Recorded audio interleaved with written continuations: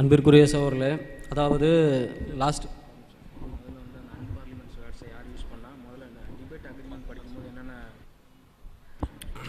அதாவது விவாதத்தின் போது விவாத ஒழுங்குகளை வந்து சரியாக கடைப்பிடிக்கலை அப்படின்ற மாதிரி ஒரு விஷயம் சொன்னாங்க. அது முதல்ல யார் ஆரம்பித்தாங்க அப்படின்னு பார்க்கணும். அதுவும் இல்லாமல் இன்றைக்கி காலையிலே ஒப்பந்தம் படிக்கும் போதே ஒப்பந்தத்தில் இல்லாத ஒரு சில வேர்ட்ஸும் வந்து படிக்கப்பட்டது. என்ன விஷயம் அப்படின்னா, தலைப்பு வந்து நாம் சொல்லும் போது இஸ்லாமா கிறிஸ்தவமான்றதோடு நிறுத்திட்டோம். அதுக்கப்புறம் எக்ஸ்ட்ராவாக ஒரு லைன் வந்து சேர்த்திருக்காங்க. அது வந்து நம்ம காப்பியில் அது இருக்காது.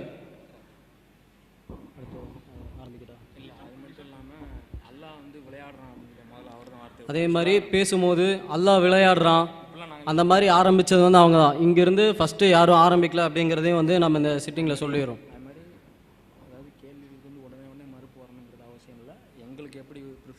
அதாவது நம்ம ஒரு விஷயம் சொன்னதுக்கு அவங்க சொன்னாங்க, இன்னும் விவாதம் முடியலை, ஈவினிங் வரைக்கும் டைம் இருக்குது, ஒவ்வொரு கேள்விக்காக வந்து நாங்கள் பதில் சொல்லுவோம், அதனால் பதில் சொல்லலாங்கிறத ஹைலைட் பண்ணல வேண்டாம் அப்படின்னு சொல்லிட்டு திராணி இல்லை இவங்களுக்கு வந்து இதுக்கு மேலே எப்படி கேட்குறதுன்னு தெரியல, வெக்கம் இல்லையா அப்படின்ற மாதிரி கொண்டு வராங்க. விவாதம் இப்போ மட்டும் முடிஞ்சிருச்சா?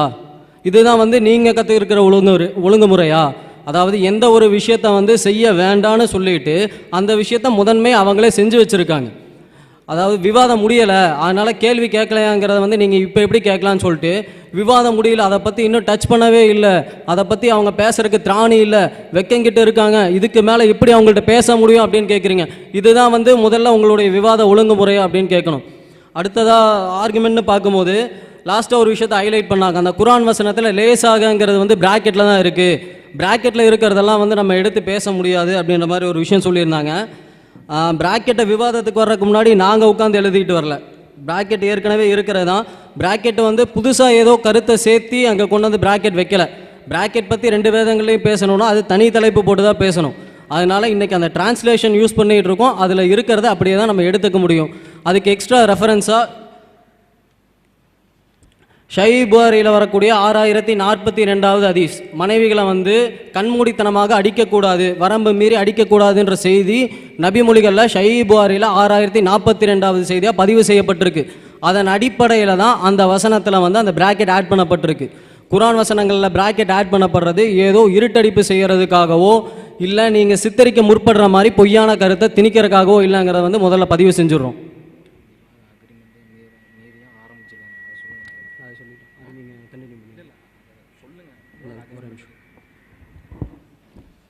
அதாவது விவாத அக்ரிமெண்ட்டை மீறி தான் முதல்ல அந்த அக்ரிமெண்ட்டவே படிச்சிருக்காங்க, அதுக்கு என்னங்கிறத அவங்க வந்து சொல்லணும் முதல்ல, சரிங்களா? அதே மாதிரி இந்த வியாபாரத்தை பற்றி ஒரு கருத்தை வந்து பதிவு செஞ்சுருந்தாங்க.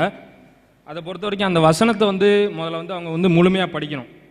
நிச்சயமாக அல்லாஹ் நம்பிக்கையாளர்கள் வந்து அவர்களுடைய உயிர்களையும் அவர்களுடைய பொருட்களையும் நிச்சயமாக அவர்களுக்கு சோனம் இருக்கிறது என்பதற்கு பகரமாக விலைக்கு வாங்கி கொண்டான். அவர்கள் அல்லாஹ்வின் பாதையில் போரிடுவார்கள், அப்போது அவர்கள் வெட்டுகிறார்கள், அவர்கள் வெட்டவும் படுகிறார்கள் அப்படிங்கிறத நம்ம பார்க்குறோம். அவங்க மட்டும் போய் வெட்டலை, எதிரியும் வெட்டுறான். அதை பார்க்கணும் முதல்ல. அதை பார்க்காம முதல்ல ஆர்குமெண்ட் வைக்க வேண்டாங்கிறத சொல்லிக்கிறோம். ரெண்டாவது இன்னொரு கான்செப்ட் என்னென்னா, அதாவது ஒரு எதிர்வாதம் நம்ம வைக்கிறாங்க அப்படின்னா ஒரு குறிப்பிட்ட வசனத்தை அவங்க எடுத்து வைக்கும் போது நம்மளும் அதே மாதிரியான குறிப்பிட்ட வசனத்தை பைபிள்லேருந்து எடுத்து வைக்கிறோம். அது காரணம் என்னென்னா, அவங்க அந்த மாதிரி பண்ணுறதுனால நம்ம பண்ணுறோம். இன்னொரு இடத்துல இருக்கிற வசனத்தை அவங்க மேற்கோள் காட்டும் போது நம்ம அந்த எதிர்வாதத்தை தொடர்றது இல்லை. இதுதான் வந்து நம்மளுடைய அடிப்படை. ஆனால் அதே மாதிரி நாங்கள் ஒரு வசனத்தை வச்சதுக்கப்புறமும் பதில் சொல்லலைன்னா இது வந்து மக்களுக்கு வந்து தெளிவாக புரிஞ்சிடும். அது மட்டும் இல்லாமல் சத்தத்தை வந்து ரொம்ப உயர்த்தி பேசுகிறாங்க. சத்தத்தை உயர்த்தி பேசினா வந்து மக்களுக்கு புரியாமல் இருக்காது. அதை தான் போன அமர்வில் நான் என்ன சொல்லியிருந்தேன் அப்படின்னா, சுதாகர் அவர்கள் என்ன சொல்லியிருந்தாங்க, சத்ருவாக இருந்தாலும் அவனுக்கு எச்சரிக்கை கொடுக்கணும். அவன் வந்து முன்னாடியே யுத்தம் செஞ்சான், பின்னாடி யுத்தம் செஞ்சான், இதெல்லாம் அடிப்படை கிடையாது. சத்ருவாக இருந்தால் எச்சரிக்கை கொடுக்கணுமா கிடையாதா, இதுதான் வந்து சுதாகர் பதிவு செஞ்சுருந்தாங்க. அதுக்கு மாற்றமாக அந்த சகோதரர் விளக்கம் கொடுத்தாரு, அதை தான் நான் பதிவு செஞ்சுருந்தேன். ரெண்டாவது ஃபோட்டோங்கிறாங்க. ஃபோட்டோவை போட்டு அவங்க குர்ஆன் வசனத்தின் அடிப்படையில் சொன்னாங்கங்கிறத நான் சொன்னேன். ரெண்டாவது நான் என்னமோ ஃபோட்டோவுக்கு மட்டும் பதில் சொல்கிற மாதிரி அவங்க ஹைலைட் பண்ணுறாங்க, அது என்னங்கிறத அவங்க சொல்லணும். அதே மாதிரி இன்னொரு விஷயம் பதிவு செஞ்சுருந்தாங்க. நேமத்துல்லா வந்து அவங்க முழுசாக வந்து யூதர்கள் கிறிஸ்தவர்கள் அவங்க முஸ்லீம்கள் இல்லாத ஒரு டீம்லேருந்து வந்துட்டாங்க, ஆனால் இன்னொரு சகோதரர் பேசும்போது முரண்பட்டு அவங்க முஸ்லீம்கள் தான் ஆனால் நாங்கள் ஏற்றுக்கல அப்படின்னு சொன்னாங்க அப்படின்னு சொன்னார். அந்த வார்த்தையை வந்து நான் பயன்படுத்தவே கிடையாது. யார் செஞ்சுருந்தாலும் அது தவறுன்னு தான் நான் சொன்னனே தவிர அவங்க முஸ்லீம்கள்ன்ற போர்வையில் செய்கிறாங்க அப்படி அவங்கள பற்றி எந்த ஒரு நற்சான்றிதழையும் நான் பதிவு செய்யவே கிடையாது. நியமத்துல்லானா சொன்னார். அதுக்கடுத்து நான் பேசும்போது என்ன சொன்னேன் அப்படின்னா, அவங்க எதன் அடிப்படையில் அவங்க செய்கிறேன்னு சொல்கிறாங்களோ அதற்கு எதிராக தான் வந்து மட்டும் இஸ்லாமிய மார்க்கத்துடைய நிலைப்பாடும் இஸ்லாமியர்கள் நிலைப்பாடும் இருக்குது அப்படின்னு சொன்னனே தவிர, அவர்கள் இஸ்லாமியர்கள் தான் இருந்தாலும் அப்படி தவறாக செய்கிறாங்கன்ற வாதத்தை நாங்கள் பதிவு செய்யலை. அதையும் சொல்லிக்கிறோம். அதே மாதிரி இந்த அல்லாவின் பாதையில் போரிடுவதை பற்றி இன்னும் கொஞ்சம் ஒரு சில வசனங்களை நான் வந்து சொல்லி காமிக்க இருக்கிறேன். அதுக்கப்புறம் என்னுடைய வாதத்தை வந்து நான் தொடர்றேன். அது ஆக்சுவலாக வந்து இந்த வியாபாரத்தை பொறுத்த வரைக்கும் இந்த 4வது அத்தியாயம் அன்னிசாவுடைய 74வது வசனத்தை நீங்கள் வாசித்து பாருங்கள். எனவே மறுமைக்காக இவ்வுலக வாழ்க்கையை விற்று விடுபவர்கள் அல்லாஹ்வின் பாதையில் போரிடட்டும். யார் அல்லாஹ்வின் பாதையில் போர் புரிந்து அவர்கள் கொல்லப்பட்டாலும் அல்லது வெற்றி அடைந்தாலும் அவர்களுக்கு நாம் விரைவாக மகத்தான கூலியை கொடுப்போம் அப்படின்னு சொல்லி சொல்லப்பட்டிருக்கிறத நம்ம பார்க்குறோம். அதே மாதிரி இன்னும் அல்லாஹ்வின் பாதையில் ஆண்கள், பெண்கள், சிறுவர்கள் ஆகியோரில் பலவீனமானவர்களின் விஷயத்திலும் நீங்கள் போர் செய்யாதிருக்க உங்களுக்கு என்ன நேர்ந்தது? எங்கள் இறைவனே, அக்கிரமக்காரர்கள் இருக்கும் இவ்வூரை விட்டு எங்களை நீ வெளியேற்றுவாயாக. எங்களுக்காக உன்னிடமிருந்து ஒரு பாதுகாவலரை ஆக்குவாயாக. இன்னும் எங்களுக்காக உன்னிடமிருந்து ஒரு உதவியாளரையும் ஏற்படுத்துவாயாக என்று பிரார்த்தனை செய்கிறார்கள். அப்போ வந்து ஒரு முஸ்லீமாக ஏற்று வாழ்ந்து கொண்டிருக்கிற ஒரு சமுதாயத்தின் மீது அங்கே அடக்குமுறை செய்யப்படுகிறது. அது எந்த விதத்தில் அடக்குமுறை செய்யப்படுதுன்னா, அவங்க முஸ்லீமாக வாழ்ந்து கொண்டிருக்கிறார்கள். அவங்க முஸ்லீமாக வாழ்கிறாங்க, அதை டிஸ்டர்ப் பண்ணுற மாதிரி அவங்க முஸ்லீமாக வாழக்கூடாதுங்கிறதுக்கு அடக்குமுறை செய்யப்படுகிறது. அப்போ இந்த அடிப்படையில் செய்யப்படுகிற யுத்தத்தை வந்து நீங்கள் வந்து ஒரு வலுக்கட்டாயமாக செஞ்ச யுத்தம் அப்படிங்கிறத நீங்கள் ஒப்பிடுறீங்க. அது முதல்ல நீங்கள் தெளிவுபடுத்துங்க.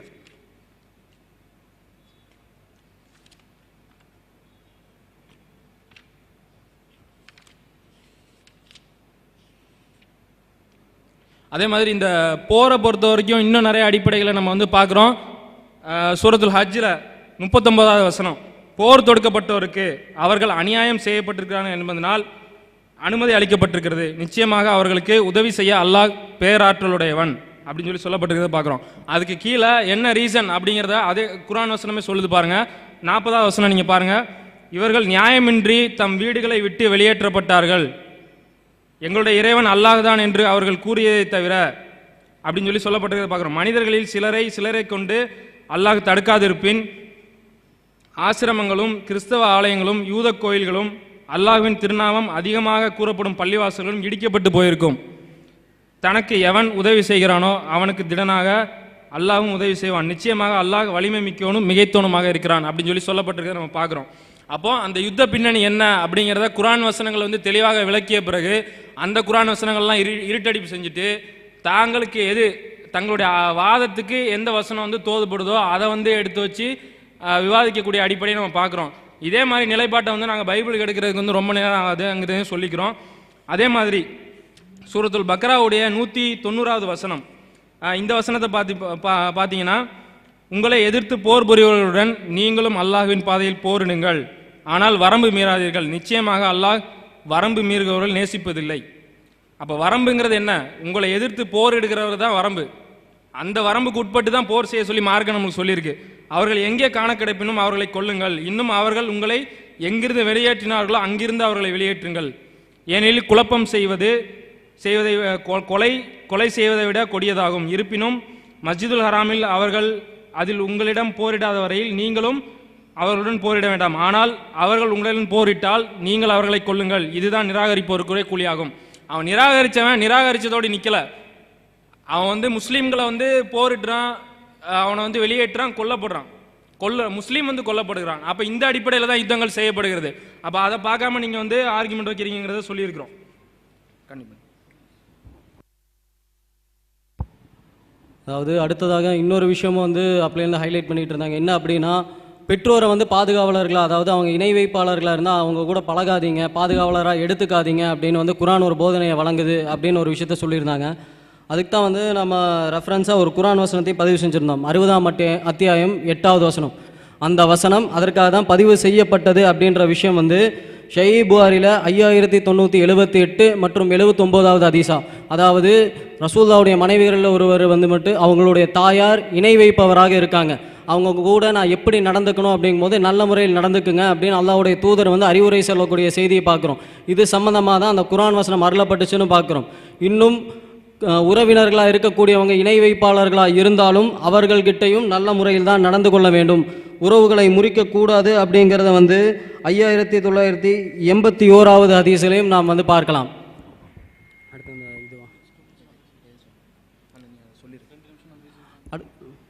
அடுத்து வந்து ஃபஸ்ட்டு ஒரு விஷயம் ஹைலைட் பண்ணியிருந்தாங்க. என்ன விஷயம் அப்படின்னா, சுதேசியாக இருக்கிறவனுக்கும் அந்நியனுக்கும் ஒரே பிரமாணம், இது வந்து எவ்வளவு சிறப்புக்குரிய ஒரு சட்டம் அப்படின்னு வந்து சிலாகிச்சு பேசியிருந்தாங்க. அது வந்து எந்த அளவுக்கு சிறப்புக்குரிய சட்டம் அப்படின்னு பார்த்தீங்கன்னா, தங்கிட்டு இருக்கிற அந்நியனும் வந்து கன்ஃபார்மாக வந்து விருத்த சேதனம் பண்ணி இருக்கணும். கன்ஃபார்மாக வந்து அவங்களும் வந்து அந்நிய தேவர்களை வணங்கக்கூடாது. அதாவது இவங்க என்ன சொல்லியிருந்தாங்க அப்படின்னா, யூதர்களில் இருந்து தேவனோட உடன்படிக்கை செஞ்சு வெளியே போனவர்களை மட்டும்தான் கொல்ல சொல்லுது. வாண்டடாக போய் எந்த ஒரு நிராகரிப்பாளர்கள்ட்டையும், அதாவது யூதனா இல்லாத புறஜாதியர்கள்ட்ட வாண்டடாக போய் போர் செய்ய சொல்லலை, புறஜாதியனா இருக்கிறவன் துன்புறுத்த சொல்லலை, யூதர்களிலிருந்து வெளியேறினவங்களை தான் அப்படி செய்ய சொல்லுச்சு அப்படின்ற ஒரு அடிப்படையை முன் வச்சாங்க. அதுக்குண்டான ரெஃபரன்ஸ் என்ன அப்படின்னு பார்த்தீங்கன்னா, தங்கள்கிட்ட இருக்கக்கூடிய புறஜாதியனாரும் அவனும் வந்து விருத்த சேதனை செஞ்சுருக்கணும், அவனும் வந்து வேற தேவர்களை வணங்கக்கூடாது அப்படின்ற அடிப்படையை வந்து பைபிளில் வந்து பதிவு செய்யப்பட்டிருக்கு. ரெஃபரன்ஸ் ஒரு நிமிஷம்.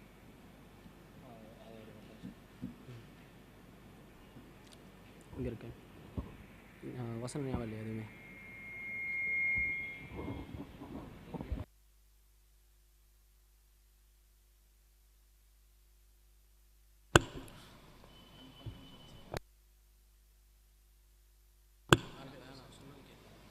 பிஸ்மில்லா. அதாவது நம்ம வந்து ஒரு கேள்வியை வச்சுருந்தோம். அந்த கேள்விக்கு வந்து பேதுருலேருந்து ஏதோ ஒரு பதில் கொடுத்தோம் அப்படின்னு சொல்லிட்டு கொடுத்தாங்களே தவிர அதுக்கான விளக்கத்தை கொடுக்க மறுத்து விட்டார்கள். அதாவது நம்ம வந்து என்ன கேட்டோம் அப்படின்னா, அந்த மறுமணத்தில் ஒருவேளை ஒரு கணவன் வந்து குடிச்சிட்டு வரான் அப்படின்னு சொல்லி பார்த்தோன்னா, மனைவி வந்து நல்லா ஒழுக்கமுடையவளாக இருக்கிறாள், ஆனால் வந்து கணவன் அடிக்கிறான், ரொம்ப ஒரு பிரச்சனையாகவே இருக்குது குடும்பத்தில் அப்படின்னா, அவங்க சொல்கிற ஒரு தீர்வு என்னென்னா ஜெபிச்சுக்கிட்டே இருக்கணும். அப்போது ஒரு கணவன் மனைவிக்குள்ள ஒரு பிரச்சனையாக இருக்குது, சந்தோஷமே இல்லை, நிம்மதியே இல்லை ஒரு குடும்ப வாழ்க்கையில் அப்படின்னா, அதுக்கு என்ன தீர்வு சொல்லுதுன்றதை தான் நம்ம கேட்டோமே தவிர, அதுக்கு வந்து சொல்லாமல் வந்து இருட்டடிப்பு செய்துவிட்டு நாங்கள் வந்து எங்களுக்கு ஆவியானவர் வந்து வேதத்தின் 66 அட்டை டு அட்டையிலேருந்து தான் வந்து எங்களுக்கு வந்து சொல்லி கொடுப்பாங்க அப்படின்றத வந்து அவங்க தெளிவாக சொல்லலை. அதுதான் வந்து இங்கே பிரச்சனையே. அதுவும் இல்லாமல் இன்னொன்று வந்து என்ன முக்கியமாக இங்கே இந்த கான்செப்ட் வந்து ரொம்ப ரொம்ப முக்கியமான கான்செப்ட் இன்றைக்கி கிறிஸ்தவத்தில். அதாவது ரட்சிக்கப்பட்டு விட்டார்கள், அதாவது ஒருவர் வந்து அந்நிய தேவர்களை வழிபட்டு ஏதோ ஒரு பாவங்கள் செய்துவிட்டு ரட்சிப்பு பெற்று விட்டார்கள் என்றால் என்றென்றைக்கும் இருக்கக்கூடிய பரிசுத்த ஆவியானவர் வந்து அவர்களுக்குள்ள வந்துடுவார். 66 அட்டை டு அட்டைக்குள்ளே அவங்க சொன்ன மாதிரி 66 அட்டை டு அட்டைக்குள்ளே இருக்கிற ஒரு விஷயங்களை தான் போதிப்பார் அப்படின்னு அவங்க சொன்னாங்க. சரி, ரைட்டு. அப்படியே பார்த்தாலும் அந்த ஆவியானவர் இறங்குனா அவர்களுடைய நடத்தைகளும் குணங்களும் எப்படி இருக்கணும் அப்படின்றதையும் வந்து தெளிவாக வந்து கலாத்தியர் 5:22 சொல்லிட்டு வராங்க. பரிசுத்த ஆவியானவர்கள் வந்து பெற்றா அவங்க வந்து எப்படி இருப்பாங்க அப்படின்னு பார்த்தீங்கன்னா, குணங்கள் சொல்கிறேன்: அன்பு, சந்தோஷம், சமாதானம், நீடிய பொறுமை, தயவு, நற்குணம், விசுவாசம், சாத்தம், இச்சையடக்கம். ஆக இப்படியான ஒரு தன்மைகள் இருந்தால் அவர்கள் வந்து பரிசுத்த ஆவியை பெற்றவர்கள் என்று நம்ம சொல்லலை, அவங்க சொல்கிற புஸ்தகங்களின் தொகுப்புல ஒரு புஸ்தகமாக இருக்கிற கலாத்தியருக்கு எழுதின நிருபத்தில் 22-23 சொல்கிறாங்க. இப்போ உதாரணத்துக்கு அவங்க நம்ம தரப்புலேருந்து வந்து எதுவும் கத்தலை, பேசலை, கொள்ளலை. இப்போ இவர் வந்து பொறுமையை இழந்துட்டு என்னென்னமோ கத்துறாரு, இப்படிதான் அப்படிதான் அப்படின்னு சொல்லிட்டு என்னென்னமோ கத்துனாரு. ஸோ அப்போ வந்து கத்துட்டு இருக்காரு அப்படின்னா அப்போ அவருக்குள்ள வந்து எங்கேருந்து பரிசுத்த ஆவி இருக்கிறாரு? இதுதான் பரிசுத்த ஆவியுடைய தன்மைகளா? நிச்சயமா இதை வந்து நீங்க சிந்திக்கணும் மக்களே. இது வந்து எதுக்காக அப்படி சொல்றோம் அப்படின்னு வந்து பார்த்தோம் அப்படின்னா, இன்னைக்கு வந்து கிறிஸ்தவத்தில் சொல்ற தீர்வு என்னன்னா, நீங்கள் ஆண்டவராகிய இயேசு கிறிஸ்துவை இரட்சகராக ஏற்றுக்கொண்டால் உங்களுக்கு சமாதானம் கிடைத்துவிடும். சமாதான பிரபு உங்களுக்குள்ளே பரிசுத்த ஆவியானவர் வந்து உங்களுக்கு நிம்மதியும் சந்தோஷமும் நீடிய எல்லாமே தருவாங்க அப்படின்னு சொல்லிட்டு இன்னைக்கு போதனை செய்து கொண்டு இருக்கிறார்கள். ஆனா நிச்சயமாகவே ஒருத்தன் ரட்சிக்கப்பட்டு விட்டால் அவனுக்கு இது வந்து நிச்சயமாக கிடைக்குமா என்பதற்கு இது ஒரு சின்ன உதாரணம், சாம்பிள் தான் நம்ம காமிச்சது. ஸோ மிச்சத்தை வந்து சகோதரர்கள் சொல்லுவாங்க.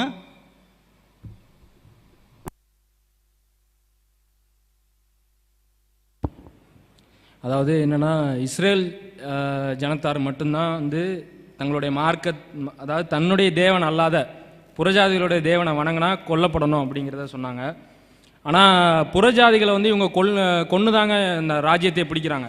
அது கொல்லப்படுறதுக்கு வந்து அதே காரணத்தையும் வந்து பைபிள் வந்து சொல்லுது. அது என்னங்கிறத பாருங்கள். அதாவது யாத்திரையாகமம் 23:33 அவர்கள் உன்னை எனக்கு விரோதமாக பாவம் செய்ய பண்ணாதபடிக்கு உன் தேசத்திலே குடியிருக்க வேண்டாம், நீ அவர்கள் தேவர்களை சேவித்தால் அது உனக்கு கன்னியாக இருக்கும் என்றார் அப்படிங்கிறது சொல்லப்பட்டிருக்கிறத பார்க்குறோம். அதே மாதிரி அதே யாத்திரையாகமம் 34 அதிகாரம் 15 அந்த தேசத்தின் குடிகளோட உடன்படிக்கை பண்ணுவாயானால் அவர்கள் தங்கள் தேவர்களை சோர மார்க்கமாய் பின்பற்றி தங்களுடைய தேவர்களுக்கு பலியிடுவார்கள். ஒருவன் உன்னை அழைக்கையில் நீ போய் அவன் பலியிட்டதிலே புசிப்பாய்.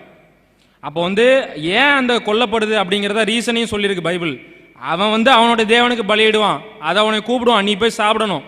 அப்போ ஒரு புறஜாதியாக இருந்தாலும் சரி, அவன் அவனுடைய மத வழிபாட்டை செய்கிறதுக்கு எந்த உரிமையும் நியாயப்பிரமாணம் கொடுக்கல. இதை தான் நியாயப்பிரமாணம்னு சொல்லி வச்சுருக்காங்க. அப்போ இதுக்கு என்ன பதில் அப்படிங்கிறத அவங்க சொல்லணும்.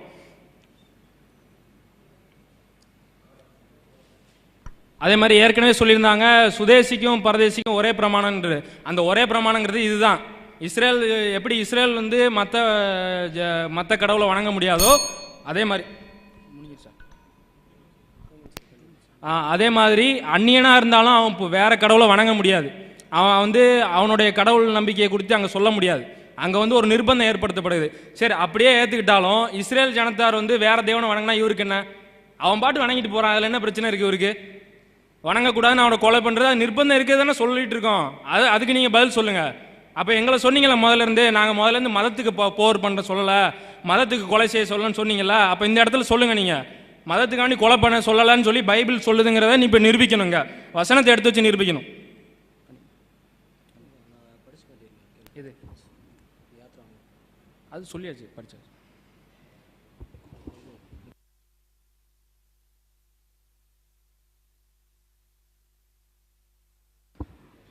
அதுக்கப்புறம் புறஜாதிகளை பற்றி இன்னொரு விஷயம் சொல்லியிருந்தாங்க. புறஜாதிகள் இஸ்ரவேலருடைய ஆளுகையின் கீழ் அடிமைகளாக தான் இருக்கணுங்கிறதும் மட்டும் பைபிள் நமக்கு கற்றுத்தரக்கூடிய விஷயம்தான். வசனத்தை பார்த்தீங்கன்னா, அவர்களை உங்களுக்கு பின்வரும் உங்கள் சந்ததியாரும் சுதந்திரிக்கும்படிக்கு நீங்கள் அவர்களை சுதந்திரித்து கொள்ளலாம்.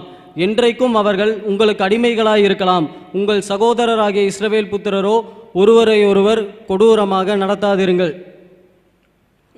அதாவது உங்கள் யூதர்களுக்குள்ளே நீங்கள் யாரையும் அடிமையை வாங்கக்கூடாது, அடிமையாக்கிக்க கூடாது அப்படின்ற ஒரு கான்செப்ட். ஒரே பிரமாணம் அப்படின்னு சொன்னாங்கல்ல, எந்த ஒரு இடத்துலையும் யூதனுக்கு யூதன் அடிமையாக கூடாது அப்படிங்கிறது பைபிள் தெளிவாக கற்பித்து தர. அதே நேரத்தில் புறஜாதியர்களை நீங்கள் அடிமையாக நடத்து, அது எப்படின்னா உன் தலைமுறையாக நீ அவங்களை அடிமையாக வச்சுக்க அப்படிங்கிற விஷயத்தையும் பதிவு செய்யப்படுது. இதுதான் புறஜாதிக்கும் யூதருக்கும், அதாவது ஒரே பிரமாணத்துடைய இவங்க சொன்ன சிறப்பு. அது எந்த அடிப்படை அப்படிங்கிறதையும் அவங்க தெளிவுபடுத்தட்டும். அதே மாதிரி இந்த ஜிஸ்யாவுடைய 9:29 பொறுத்த வரைக்கும் ஹலால் ஹராமை பற்றி ஒரு வாதம் வச்சுருந்தாங்க. அல்லாவும் அவனுடைய தூதரும் ஹராமாக்கியதே ஹராம் என கருதாமல் அப்படின்னு. அருமையான சகோதரர்களுக்கு ஒரு சில காரியங்களை நம்ம அவங்களுக்கு புரிய வைக்க வேண்டிய கட்டாயத்தில் இருக்கிறோம். அதாவது வைக்கப்பட்ட வாதங்களுக்கான பதிலை சொல்லாமல் நேரத்தை எப்படியாவது கடத்தணுங்கிறதுக்காக சம்மந்தம் இல்லாத காரியங்களெல்லாம் நியாயப்படுத்திட்டு பேசிகிட்டு இருக்கிறாங்க. உதாரணத்துக்கு இந்த ஒப்பந்தம் குறித்ததுக்கான காரியம், அப்புறம் நம்ம பேசக்கூடிய காரியங்கள், இதெல்லாம் எடுத்து வச்சு பேசிகிட்டு இருக்கிறாங்க. ஆனால் அந்த வாதத்தையும் என்ன பண்ண தெரியலன்னா ஒழுங்காக வைக்க தெரியல. முதல்ல கொஞ்சம் தெரிஞ்சுக்கிங்க, எப்படி அவங்க பேசுகிறாங்களோ அந்த முறையின்படி தான் நம்ம திரும்ப பேச முடியும். இதுவரையிலும் முகமது நபி அவர்களை குறித்து கண்ணிய குறைவான வார்த்தைகளை நம்ம பேசல, அவர்களும் பேசியிருக்கிறோம். எதிர்க்க இருக்கிற எந்த ஒரு சகோதரியும் தனியாக அவன் இவன் என்றோ இல்லைன்னா தலைகுறவான வார்த்தையிலையோ பேசவில்லை, கண்ணியமான வார்த்தையில் தான் பேசியிருக்கிறோம். சத்தத்தை உயர்த்தி பேசணுன்னாக்கா ஒருவேளை நீங்கள் அமைதியாக இருக்கிறதுனால அது சரியாயிருமா? நீங்கள் பயத்தினால கூட அமைதியாக இருக்கலாம், யாருக்கு தெரியும்? நீங்கள் பயப்பட்டீங்கன்னு நான் சொல்லலை, நீங்கள் பயத்தினால கூட அமைதியாக இருக்கலாம். ஒரு மனிதன் அமைதியாக இருக்கிறதுக்கு எத்தனையோ காரணங்கள் இருக்குது. பயத்தினால கூட அமைதியாக இருந்திருக்கலாம். அது ஒரு நியாயமாக ஆகுமா? மிஷினரிகளை குறித்து இங்கே பேச வேண்டிய அவசியம் என்ன இருந்துச்சு? யார் பேசினா முதல்ல மிஷினரிகளை பற்றி? சம்மந்தம் இல்லாத வார்த்தையை விட்டாக்கா திரும்பி இப்படி வாங்கி கட்டிக்க வேண்டிய கட்டாயத்துக்குள்ளே வருவோம். அப்புறம் அதுக்கு வேதனைப்படுறதுல அர்த்தம் கிடையாது. பேசக்கூடிய பாயிண்ட் மட்டும் பேசினா பேச வேண்டிய பாயிண்ட் திரும்ப பேசலாம். அடுத்தது சமாதானத்தை தொழுகை பண்ணால் கிடைக்கும் அப்படிங்கிற ஒரு வாதத்தை கூட அவர் சொன்னார். நம்ம என்ன சொல்கிறோன்னா, தொழுகை பண்ண போகிற மசூதிலேயே குண்டு வைக்கிறாங்களே, அங்கே உங்களுக்கு எங்கெங்க சமாதானம் கிடைக்கும்? இதில் நம்ம கிறிஸ்தவத்தில் குறிக்கிற சமாதானத்தை குறித்து வர அவர் பேசிகிட்டு இருக்கிறாரு. எந்த அடிப்படையில் சகோதரர் பேசுகிறாருங்கிறது நம்மளுக்கு சுத்தமாக புரியலைங்க. அடுத்தது பார்த்தீங்கன்னாக்கா, வச்ச கேள்விகளுக்கு பதில் சொல்லாமல் டோட்டலாக அவுட் ஆஃப் சப்ஜெக்ட் தான், முழுக்க அவுட் ஆஃப் சப்ஜெக்டில் தான் அவங்க சுற்றிக்கிட்டு இருக்கிறாங்க. இதில் என்ன சொல்கிறாங்கனாக்கா, கிறிஸ்தவத்தில் தீர்வு இல்லைங்க. கணவன் இப்படி முதல்ல சொல்லிட்டோம், இங்கே ஒரு கிறிஸ்தவனுக்கு மற்ற ரட்சிக்கப்படாதவனை பற்றி இங்கே பேச்சு கிடையாது. கிறிஸ்தவமா இஸ்லாமா தான் பேச்சு. கிறிஸ்தவத்தில் ஒரு கணவனுக்கு மனைவியை அடிக்கக்கூடிய அதிகாரம் இல்லைன்னு சொன்ன உடனே அந்த கேள்வியே ஒரு வலுவில்லாத கேள்வியாக போயிருச்சு. இதுக்கப்புறம் அடித்தா என்ன தீர்வுன்னு சொல்லவே இல்லை, அடித்தா என்ன தீர்வுன்னு சொல்லலை. ஏங்க அப்படி ஒரு காரியமே கிடையாதுங்கிறோம். அதையும் தாண்டி என்ன சொல்கிறோன்னா, இறைவனிடத்துல நாங்கள் ஜெபம் பண்ணணும், இதுதான் எங்களுடைய வேதாகமும் சொல்லி கொடுக்குதுன்னு சொல்கிறோம். இது வந்து இறைவனிடத்தில் ஜெபம் பண்ணுறது. ஏங்க இறை நம்பிக்கையாளர் மாதிரியா பேசுகிறீங்க? இறை நம்பிக்கையாளர் ஒரு பிரச்சனைனா இறைவன்கிட்ட தான் ஜெபம் பண்ணணும், இதுதான் இறைவன் கொடுக்குற தீர்வு. இந்த தீர்வை உங்களால் ஏற்றுக்கொள்ள முடியலன்னா செட் ஆகலாம், வெட்டி விட்டு போங்க. இந்த தீர்வு ஏற்றுக்கொள்ளக்கூடிய தீர்வா? இதை விட ஒரு பிரச்சனைக்கு இறைவனிடத்தில் வேண்டுதல் செய்யுங்கள், எல்லாம் வல்ல இறைவனால் ஒரு மனிதனுடைய இருதயத்தை மாற்ற முடியும், ஒரு பாவியை மனம் திரும்ப செய்ய முடியும் அப்படிங்கிற விசுவாசம் முட்டாள்தனமான விசுவாசமா, ஏற்றுக்கொள்ள முடியாத விசுவாசமா? செட் ஆகலனா வெட்டி விட்டுட்டு அடுத்ததுக்கு போயிருங்கன்னு சொல்றது முட்டாள்தனமான ஒரு காரியமா? அதுவும் இறை நம்பிக்கையாளர்களாக இருந்துட்டு இந்த காரியத்தையும் சகோதரர்கள் தெரிந்து கொள்ள வேண்டும். அடுத்தது, உங்களுக்குள்ள இறங்கின ஆவி என்ன மாதிரியான ஆவி? இது எங்களுக்கு தெரியும், இந்த கேள்வி வரும்ட்டு. எங்கேருந்து யார்கிட்ட கற்றுக்கிட்டு வராங்கிறதும் நம்மளுக்கு தெரிஞ்ச விஷயம் தான். இப்போ அது நம்ம பேசினா அவுட் ஆஃப் சப்ஜெக்டாக போகும், அது நம்ம பேச விரும்பல. போடுவோம், நீங்கள் தலையும் தனிப்பாக போடுங்க. இப்போது பரிசுத்த ஆவியானவர் எங்களுக்குள்ளே இருக்கிறாரு அப்படிங்கிறதுக்கு அடையாளமாக நாங்கள் என்னென்ன காரியங்கள் செய்கிறோங்கிறது உங்களுக்கு நிரூபிச்சுட்டு தான் இருக்கிறோம். இதே காரியத்தை இப்போ நீங்கள் இந்த இடத்துல நாங்கள் எதுக்கு விவாதத்துக்கு கூடியிருக்கிறோம்? எங்களுடைய மதத்திற்கு, எங்களுடைய நம்பிக்கைக்கு விரோதமான நம்பிக்கைகளை நீங்கள் சொல்கிறீங்க. நாங்கள் கடவுள் என்று சொல்லக்கூடியவரை நீங்கள் கடவுள் இல்லை என்று சொல்லுகிறீர்கள். நாங்கள் வேதாகமும் இறைவனுடைய வேதம் என்று சொல்லுகிறதை நீங்கள் இறைவனுடைய வேதம் இல்லை என்று சொல்லுகிறீர்கள். இப்படிப்பட்ட கூட்டத்தாரை எதிர்க்க உட்கார வைத்து பேசி கொண்டு இருக்கிறோம். இதுதான் எங்களுடைய பரிசுத்த வேதாகமும் எங்களுக்கு சொல்லி கொடுக்குது. எதிர்க்க இருக்கிறவங்களை போய் கொன்னுடு, அல்லாவை ஏற்றுக்கொள்ளனா கொன்னுடு, அல்லாஹ்வுடைய வேதத்தை ஏற்றுக்கொள்ளனா கொன்னுடு. இது எங்களுக்குள்ள இருக்கிற ஆவி கிடையாது. அதே சமயத்தில் நாங்கள் அன்பு சமாதானம் எல்லாம் எங்களுக்குள்ள இருக்குது. அதனால தான் சகோதரர்களத்தில் பேசிட்டு இருக்கோம். இப்போ தனிப்பட்ட விதத்தில் சகோதரர்களுக்கும் எங்களுக்கும் எந்த பிரச்சனையும் கிடையாதுங்கிறது நாங்கள் தெளிவுபடுத்திக் கொள்கிறோம். ஆனால் அதே சமயத்தில் வேதாகமத்திலும் இதற்கு இடம் உண்டு. எங்களுக்கு முன்மாதிரியான இயேசு கிறிஸ்துவும் வேதத்திற்கு புறமான காரியத்தை பிசாசனன் கொண்டு வரும்போது அப்பாலே போ சாத்தானே தான் சொன்னார்.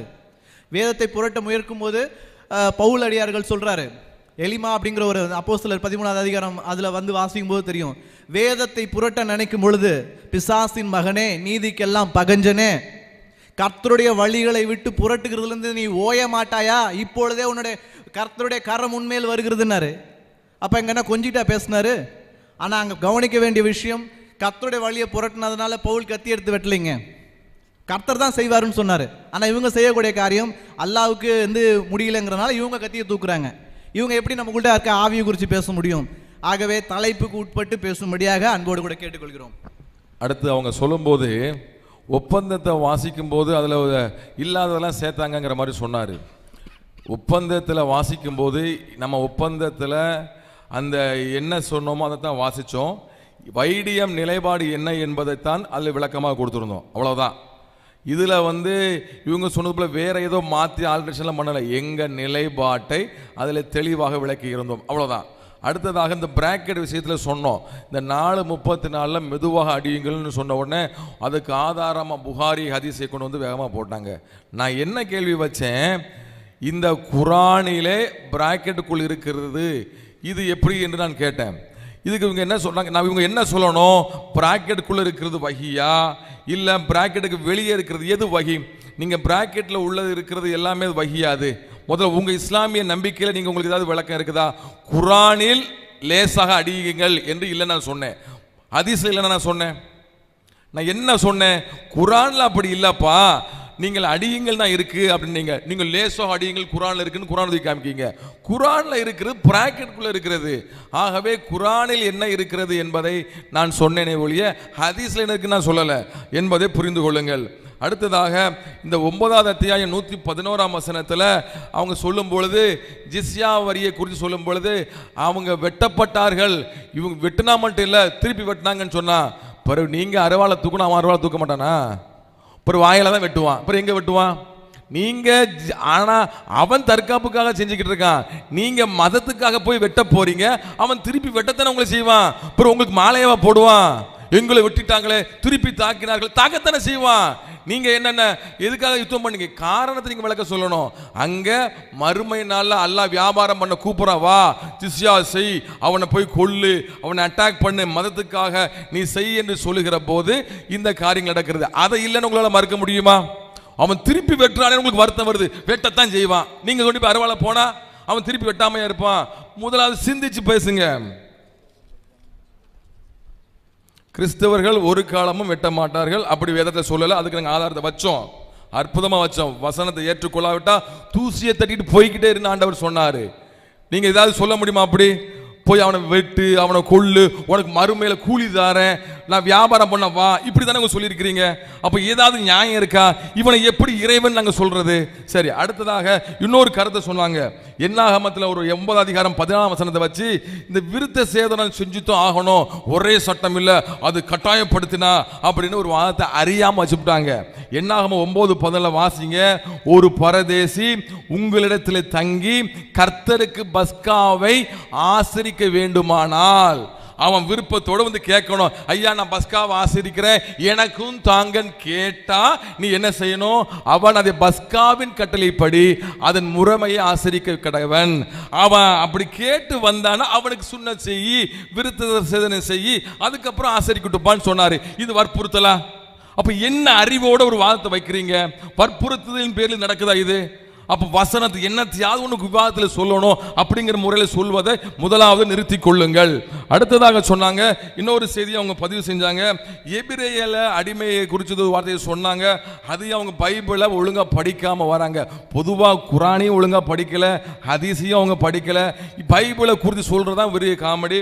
யாத்திரையாகமத்தின் புஸ்தகத்தில் நீங்கள் வாசிக்கும் பொழுது 21:2 எபிரேயரில் ஒரு அடிமையை கொண்டாயானால் அவனை 6 வருஷம் சேவித்து 7ஆம் வருஷத்திலே ஒன்றும் கொடாமல் விடுதலை பெற்று போக கடவன் என்று அங்க சொல்லப்பட்டிருக்கு.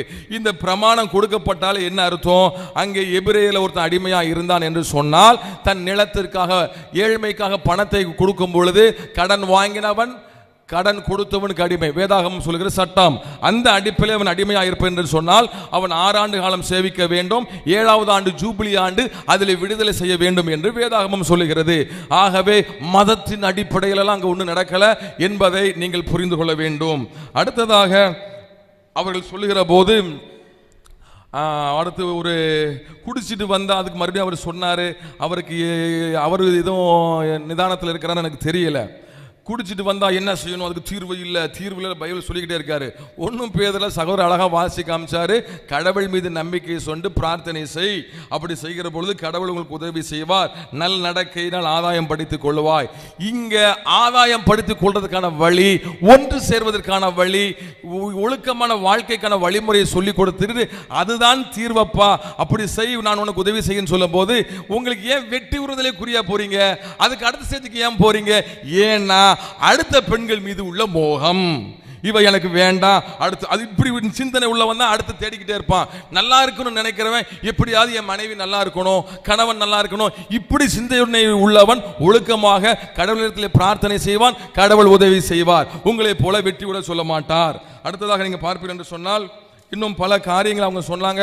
அதுக்கு முந்தின அமர்வுல ஒன்று சொன்னாங்க, இந்த இஸ்ரேல் தேசம் உருவாகிறத குறித்து அது என்னமோ ஏதோ பெரிய ஒரு தீவிரவாதத்தினால போய் தாக்குனாங்க வச்சாங்கன்னு. பொதுவாக முகமதியர்களுக்கு இஸ்ரேலை கண்டாலே ஆக மாட்டேங்குது, யூதர்களை கண்டாலே ஒரு நடுக்கமும் ஒரு பயத்தோட தான் அவங்க இருக்கிறாங்க.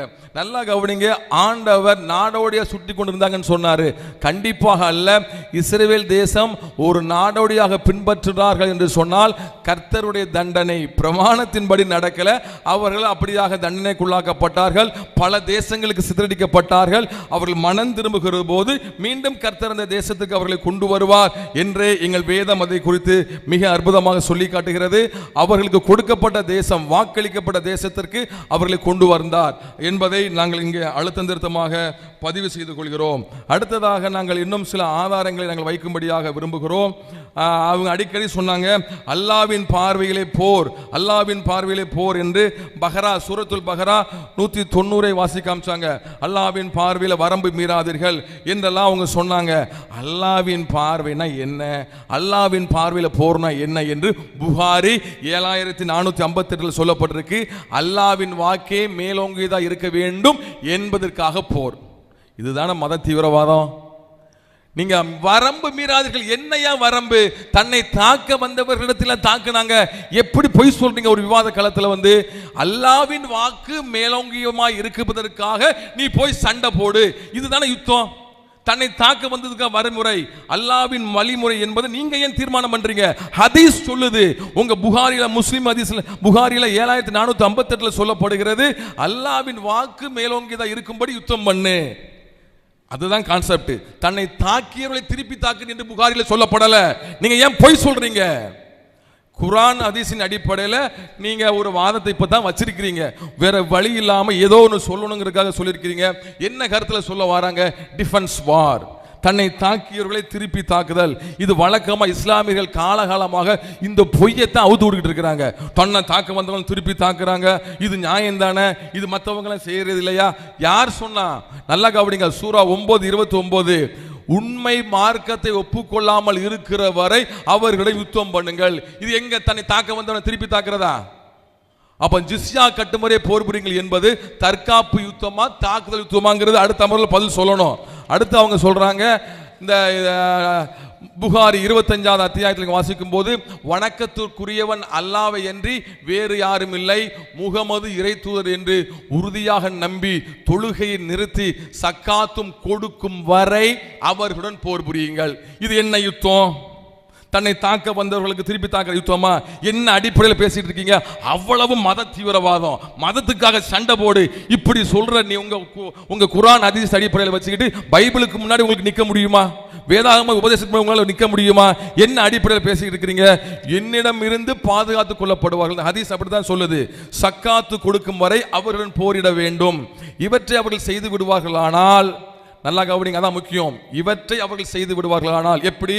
முகமது தான் இறை தூதர் நம்பணும், அல்லாஹ்வை நம்பணும். இவற்றை செஞ்சா தம் உயிர் உடைமைகளை என்னிடத்திலிருந்து பாதுகாத்துக் கொள்வார்கள். எப்படிங்க? இது தாக்குதல் யுத்தமா தற்காப்பு யுத்தமா?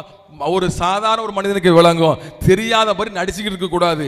என்னிடம் இருந்து பாதுகாத்துக் கொள்வார்கள் என்று சொல்வது முகமது சொல்வதிலிருந்தே தெரிகிறது இது தாக்குதல் யுத்தம் தான், தற்காப்பு யுத்தம் அல்ல. எதிர்த்தரப்பினர் பதில் சொல்லணும். சூரா 2வது அத்தியாயம் 216வது அத்தியாயத்தில் 16 வசனத்தில் வாசிக்கும் பொழுது, உங்களுக்கு வெறுப்பாக இருந்தாலும் உங்கள் மீது விதிக்கப்பட்டுள்ளது போர் செய்கிறது. நல்லா கவனிங்க, போர் செய்யறது வெறுப்பான செயலா இருந்தாலும் உங்க மீது நான் விதிச்சிட்டேன், நீ செத்து தாண்டா ஆகணும், யுத்தம் தாண்டா பண்ணி ஆகணும், எனக்காக அல்லாவுக்காக நீ போய் மதம் மாத்து என்று அல்லாஹ் விதியாக்கி வச்சிருக்கிறான். இதுக்கு என்ன சொல்றாங்க? எதிராளி தாக்க வாரான்னு வைங்க. உதாரணத்துக்கு, எதிராளி தன் பிள்ளைகளை, என் பிள்ளையை பாதுகாக்கணும், என் உடைமையை பாதுகாக்கணும் அப்படின்னு சொன்னா யாருக்காவது வெறுப்பு வருமா? தோல் துடிச்சுக்கிட்டு நிற்கும். ஆனா இங்க என்ன வருகிறது? நீ போய் யுத்தம் பண்ணு என்று சொல்லுகிறான். முகமது காலத்தில் நடந்தது அத்தனையுமே தாக்குதல் யுத்தம் தான் என்பதை இந்த இடத்திலே நாங்கள் பதிவு செய்கிறோம். அல்லாஹ் பயபக்தியுள்ளவர்களுடன் இருக்கிறான். எதுக்காக? மதத்தை பரப்புவதற்காக, மதத்தை என்ன செய்றாங்க? மதத்திற்காக தீவிரவாதம் செய்வதற்காகத்தான் அவர்கள் இப்படிப்பட்ட காரியங்களை செய்து கொண்டிருக்கிறார்கள் என்பது எங்களுடைய தரப்பில் உள்ள வாதம். அடுத்ததாக அவங்க இன்னும் நாங்கள் நிறைய ஏராளமான ஆதாரங்களை நாங்கள் வச்சிருக்கிறோம். அடுத்து நீங்க பார்க்கும் பொழுது, நபி அவர் என்ன செய்யறாருன்னு பார்த்தீங்கன்னா, யூதர்களை அதாவது ஓமன் நாட்டு மக்களை என்ன செய்யறாருன்னா ஒரு கடிதம் கொடுத்து அனுப்புகிறார். அந்த கடிதத்தில் என்ன செய்யறாருன்னு பார்த்தீங்கன்னா, அதில் ஒரு கடிதத்தில் எழுதி, நீங்கள் ஓமன் நாட்டில் சோஹார் என்கிற கோட்டையில் இன்னைக்கும் அந்த கடிதம் பார்வைக்காக வைக்கப்பட்டிருக்கிறது. முகமது செய்த மிரட்டல் கடிதம். அந்த கடிதத்தில் என்னதான் எழுதியிருக்காருன்னு சொன்னால், நீங்கள் அல்லாவையும் என்னையும் நீங்கள் ஏற்றுக்கொள்ள வேண்டும், நேர்வழியில் நீங்கள் நடக்க வேண்டும். அப்படி நடக்கப்படவில்லை என்று சொன்னால் நீங்கள் என்ன செய்வேன்? நான் உங்களை தாக்குவேன் என்று அந்த கடிதத்தில் எழுதப்பட்டிருக்கிறது. அதனுடைய காப்பி கூட அதில் உண்டு. அதில் என்ன செய்தி வருகிறது சொன்னால், ஓமன் நாட்டு மக்கள் சத்தியத்தின் ஆதாரத்துக்கும் மற்றும் இறைவனுக்கும் அவர் நபிக்கும் கீழ்ப்படிவதற்கு என்று உறுதியளித்த போது, அமீர் அபு ஜயத் இவர்கள் தொழுகை நடத்துவதற்கும் இஸ்லாம் பற்றி விவரிப்பதற்கும் குரானை கற்றுக் கொடுப்பதற்கும் இஸ்லாம் மதத்தின் பிரமாணங்களை கற்றுக் கொடுப்பதற்கும் பொறுப்பாளியாக்கப்பட்டார்கள் என்று நாம் பார்க்கிறோம். இப்படியாக மிரட்டித்தான் மதத்தை மாற்றினார்கள் என்பதற்கு ஆதாரமாக சோஹார் கோட்டையில் முகமது மூலமாய் கொடுக்கப்பட்ட கடிதம் இன்றளவும் ஆதார செய்தியாக இருக்கிறது என்பதை கூடுதல் செய்தியாக நாங்கள் இங்கே பதிவு செய்துவிட்டு, அடுத்ததாக இவர்கள் சொல்லுகிற முஷ்ரிக்ங்கிற வார்த்தையை பயன்படுத்துகிறார்கள். முஷ்ரிக்னா கொல்லுன்னு சொல்றானே, முஷ்ரிக்னா என்ன? இணை வைப்பாளர்கள் சொல்றாங்க. என்ன இணை வைப்பாளர்கள்? நாங்க ஒரு காலமும் இணை வைக்கிறது இல்லை, எங்கள் கர்த்தருக்கு இணையாக ஒருவனும் கிடையாது என்பதான் வாதம். நீங்க தான் என்ன சொல்றீங்க? எங்க அல்லாஹ்வோ உங்க கர்த்தரும் ஒண்ணு என்று சொல்லி, நாங்க யாரையும் கர்த்தரோடு இணை வைக்க மாட்டோம். அவருக்கு நிகராக ஒருவரும் இல்லை. எங்கள் ஆராதிக்கிற தேவனுக்கு முன்பாக ஒருவரும் ஈடாக முடியாது என்பதை நாங்கள் நாங்கள் இந்த இடத்துல பதிவு செய்து கொள்கிறோம்.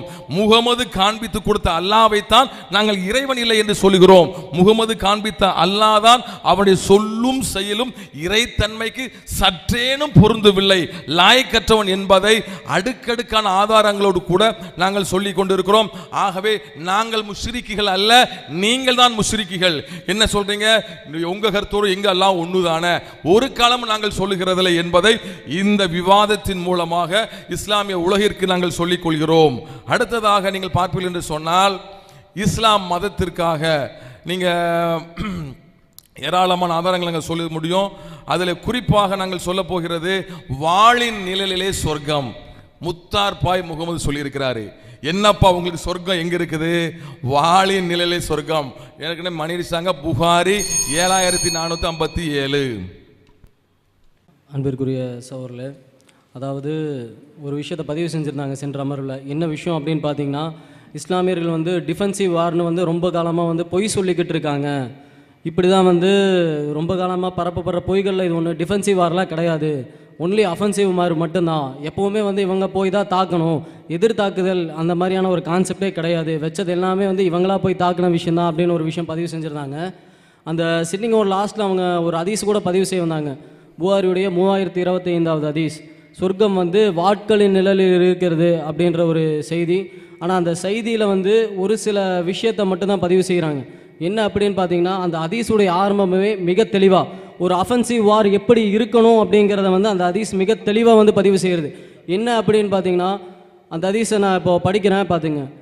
ஷஹீஹ் புகாரி 3025வது செய்தி, நபி ஸல்லல்லாஹு அலைஹி வஸல்லம் அவர்கள் மக்களிடையே எழுந்து நின்று எதிரிகளை போர்க்களத்தில் சந்திக்க ஆசைப்படாதீர்கள்.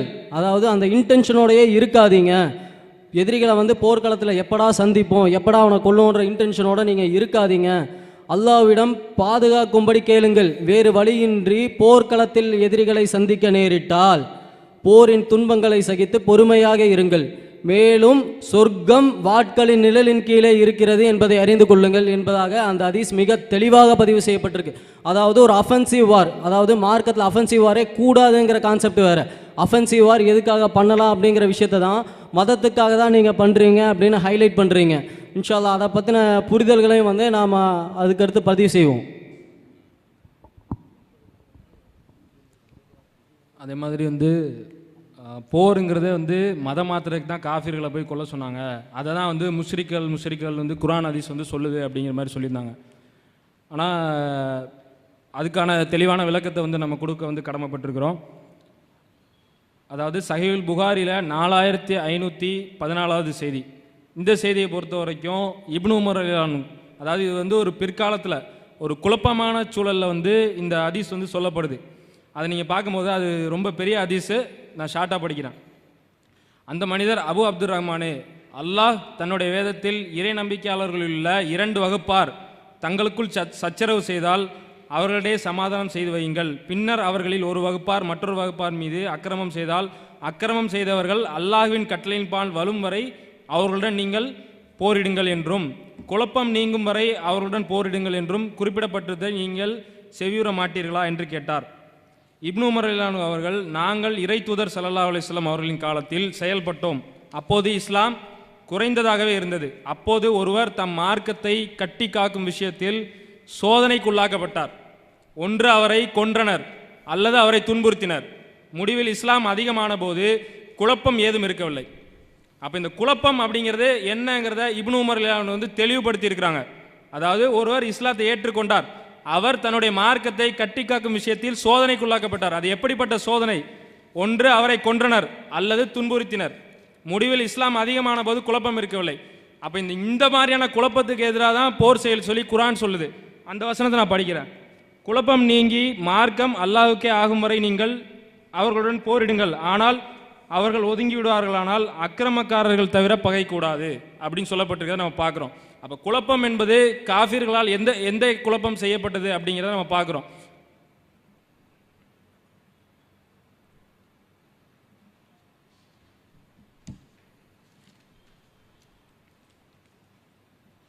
அதே மாதிரி இன்னொரு ஹதீஸ் சஹீஹுல் புகாரியில் 5286வது செய்தி. இந்த செய்தியை நான் படிக்கிறேன். நபிகள் நாயகம் ஸல்லல்லாஹு அலைஹி வஸல்லம் அவர்களையும் முஸ்லீம்களையும் பொறுத்தவரையில் இணை வைப்பவர்கள் 2 வகையினராக பகைவர்களாக இருந்தனர். அவர்கள் நபிகள் நாயகம் ஸல்லல்லாஹு அலைஹி வஸல்லம் அவர்களுடன் போர் புரிவார்கள், நபி அவர்களும் அவர்களுடன் போர் புரிவார்கள். மற்றொரு வகை இணை வைப்பாளர்கள் ஒப்பந்தம் செய்தவர்களாக இருந்தனர். அவர்கள் நபி அவர்களுடன் போர் புரிய மாட்டார்கள், நபி அவர்களும் அவர்களுடன் போர் புரிய மாட்டார்கள் அப்படின்னு சொல்லி சொல்லப்பட்டிருக்கிறத நம்ம பார்க்குறோம். அப்போ இணை வைப்பவனாக இருந்தாலும் ஒருவன் வந்து ஒப்பந்தம் செய்து அவன் வந்து ஆட்சிக்கு கட்டுப்பட்டு விட்டால் அவனிடத்தில் போர் செய்யக்கூடாது என்பதைத்தான் குர்ஆன் வசனங்களும் ஹதீஸும் சொல்லுது. நாங்கள் வெறும் குர்ஆன் வசனத்தை மட்டும் வைக்கல, ஹதீஸையும் வச்சு தான் சொல்கிறோம். அதே மாதிரி இந்த மனைவியை அடிக்கிற விஷயத்தை பொறுத்த வரைக்கும் சகோதரர் வந்து பிராக்கெட்டில் உள்ள ஒரு செய்தியை பதிவு செஞ்சிருந்தார் அப்படின்னு குற்றச்சாட்டு வச்சாங்க. அதுக்கு தான் வந்து நம்ம வந்து ஹதீஸ்ல இருந்து எடுத்து கொடுத்துருந்தோம். நம்மளுடைய நிலைப்பாடு என்னன்னா குர்ஆன் ஹதீஸ் அடிப்படையில் தான் நம்ம விவாதம் பண்ண வந்திருக்கிறோம். வெறும் குர்ஆன் வசனங்களை மட்டுமே வச்சு விவாதம் பண்ண வரல. குர்ஆன் வசனங்கள் சொல்லியிருக்குது, ஹதீஸ்கள் வந்து அதை தெளிவாக விளக்கி இருக்கிறது. அந்த அடிப்படையில் தான் அதை சொன்னோம். அதை வந்து அவங்க என்னங்கிறத சொல்லணும். அதே மாதிரி இந்த போர்க்களத்தில் வந்து அதாவது போருங்கிறதே வந்து மதம் மாற்றுறதுக்கு தான் அப்படிங்கிறதுக்கு ஜக்காத் அப்படிங்கிற அடிப்படையை சொல்லியிருந்தாங்க. ஆனால் லா இலாஹா இல்லல்லாஹ் கலிமா சொல்கிற வரைக்கும் போர் செய்யும் சொல்லப்பட்டிருக்குது. முஸ்லீமில் வந்து 33வது ஹதீஸ், அது மாதிரி இன்னும் பல நம்பர்களில் உள்ள ஹதீஸ்களை வந்து மேற்கோள் காட்டியிருந்தாங்க. ஆனால் இதோடைய விளக்கத்தை பொறுத்த வரைக்கும் இது வந்து எந்த பின்னணியில் சொல்லப்படுது அப்படிங்கிறத பார்க்கணும். அது சஹீஹுல் புகாரியில் 4339வது செய்தி. இந்த செய்தியை பொறுத்த வரைக்கும் நபிகள் நாயகம் ஸல்லல்லாஹு அலைஹி வஸல்லம் அவர்கள் காலித் இப்னு வலீத் ரலி அவர்களை பனு ஜதிமா குலத்தாரிடம் அனுப்பினார்கள். அவர்களுக்கு அவர் இஸ்லாத்தை ஏற்கும்படி அழைப்பு கொடுத்தால் அவர்களுக்கு அஸ்லம்னா நீங்கள் இஸ்லாத்தை ஏற்றோம் என்று திருத்தமாக சொல்ல வரவில்லை. எனவே அவர்கள் சபகனா நாங்கள் மதம் மாறிவிட்டோம் என்று சொல்லலானார்கள். உடனே காலித் ரலி அவர்கள் சிலரை கொல்லவும் சிலரை சிறைபிடிக்கவும் தொடங்கினார். அவர் எங்களில் ஒவ்வொருவரிடமும் அவருடைய கைதியை ஒப்படைத்தார். ஒரு நாள் காலித் எங்களில் ஒவ்வொருவரும் தம்மிடமிருந்து கைதியை கொல்ல வேண்டுமென உத்தரவிட்டார். நான் அல்லாஹ்வின் மீது ஆணையாக என்னிடம் உள்ள கைதியை கொல்ல மாட்டேன், மேலும் என் சகாக்களில் ஒருவரும் தம்மிடமிருந்து கைதியை கொல்ல வேண்டாம் என உத்தரவிட்டார். நான் அல்லாஹ்வின் மீது ஆணையாக என்னிடம் உள்ள கைதியை கொல்ல மாட்டார் என்று சொன்னேன். இறுதியில் நாங்கள் நபிகள் நாயகம் ஸல்லல்லாஹு அலைஹி வஸல்லம் அவர்களுடன் சென்று விஷயத்தை சொன்னோம். அப்போது நபி ஸல்லல்லாஹு அலைஹி வஸல்லம் அவர்கள் தம் கரங்களை உயர்த்தி, இறைவா, காலித் செய்த தவறுகளுக்கும் எனக்கும் தொடர்பில்லை என்று உன்னிடம் தெரிவித்துக் கொள்கிறேன் அப்படின்னு சொல்லி சொல்கிறத நம்ம பார்க்குறோம். இதே மாதிரி ஒரு செய்தியை வந்து முஸ்லீம் 158, 159, 160 பார்க்குறோம். உசாமா ரலியல்லாஹு அவங்க ஒரு கூட்டத்தாட்ட அனுப்பப்படுறாங்க. அப்போ ஒருத்தர் வந்து இஸ்லாத்தை ஏற்றுக்கிறார். அப்போ அதை பார்க்காம அவன் வந்து வாளுக்கு பயந்து இஸ்லாத்துக்கு வந்துட்டான்னு சொல்லி அவர் வந்து கொலை செய்கிறார். அப்போ நபிகிட்ட போகும்போது உள்ளத்தை பார்க்கறது நம்ம வேலை கிடையாது அப்படிங்கிறத சொல்கிறாங்க. ஒருவன் வந்து போர்க்களத்தில் இஸ்லாத்தை ஏற்றுக்கொண்டாலும் அதை வந்து அங்கீகரித்து அவனை மன்னிச்சு விட்டுறணும் அப்படிங்கிறத மார்க்கம் சொல்லுது. ஒருவேளை அவன் ஒப்பந்தம் செஞ்சு நம்மளுடைய ஆட்சியை ஏற்றுக்கிட்டானா பிரச்சனை இல்லை, அவன் இஸ்லாத்தை ஏற்றுக்கிட்டாலும் பிரச்சனை இல்லை. நிர்பந்தங்கிறது தான் ஒரே ஆப்ஷன் தான் இருக்கணும். 2 ஆப்ஷன் இருக்குது. ஒப்பந்தம் செய்த இணை வைப்பாளர்களை கொல்லலைன்னு சொல்லி ஏற்கனவே உங்களுக்கு அதிசாதாரம் கொடுத்துருக்குறேன். அப்போது ஒப்பந்தம் செய்து கொண்ட எந்த ஒரு காஃபிரையும் கொல்லவில்லை, ஒப்பந்தம் செய்து கொள்ளாமல் இருந்த காஃபிரை மட்டும்தான் கொல்லப்படுகிறது. அப்படிப்பட்டவர்கள் இஸ்லாத்தை ஏற்றுக்கொண்டாலும் அவர்களை மன்னித்து விடும்படி சொல்லப்பட்டிருக்கு. இதை தான் வந்து அந்த முஸ்லீம் 33வது ஹதீஸ் வந்து சொல்லுது. அதே மாதிரி ஜக்காத்தை பற்றி ஒரு குற்றச்சாட்டு வச்சுருந்தீங்க. அப்போது வந்து ஒரு இஸ்லாமிய ஆட்சி நடக்குது அப்படின்னா அந்த ஆட்சிக்கு விரோதமாக அவர்கள் வந்து ஜக்காத் கொடுக்கல அப்படின்னா அந்த இடத்துல போர் செஞ்சு தான் அந்த இடத்துல வந்து ஜக்காத் சொல்லியிருக்காங்க, ஜக்காத் வந்து வாங்க முடியும். அவங்க ஜக்காத் கொடுத்துட்டாங்கன்னா போர் செய்யலை. ஜக்காத் கொடுக்காம இஸ்லாத்துக்குள்ளேயும் இருப்பேன், ஜக்காத்தும் கொடுக்க மாட்டேங்கிறாங்க. அப்போ ஒரு மார்க்கத்தை ஏற்றுக்கொள்ளாதான் முழுமையாக ஏற்றணும். அப்படி இல்லைனா வெளியில் போயிடணும், வெளியில் போயிட்டு ஜிஸ்யாவை செலுத்தணும். வரி வந்து 2 பேருக்குமே கடமையாக்கி இருக்கு. ஜிஸ்யாவை செலுத்தணும், இல்லை ஜக்காத் செலுத்தணும். முஸ்லீமுக்கும் வரி தான், நான் முஸ்லீமுக்கும் வரி தான். அப்போ அது என்னங்கிறத நீங்கள் தெளிவுபடுத்துங்க. அடுத்ததாக அந்த பிராக்கெட் விஷயத்தில் அவர் சொல்லும் போது என்ன அப்படின்னா, நாங்கள் குரானில் இல்லைங்கிறனால தான் வந்து அந்த விஷயத்தை கேள்வி கேட்டோம் அப்படின்னு சொல்லி சொன்னார்.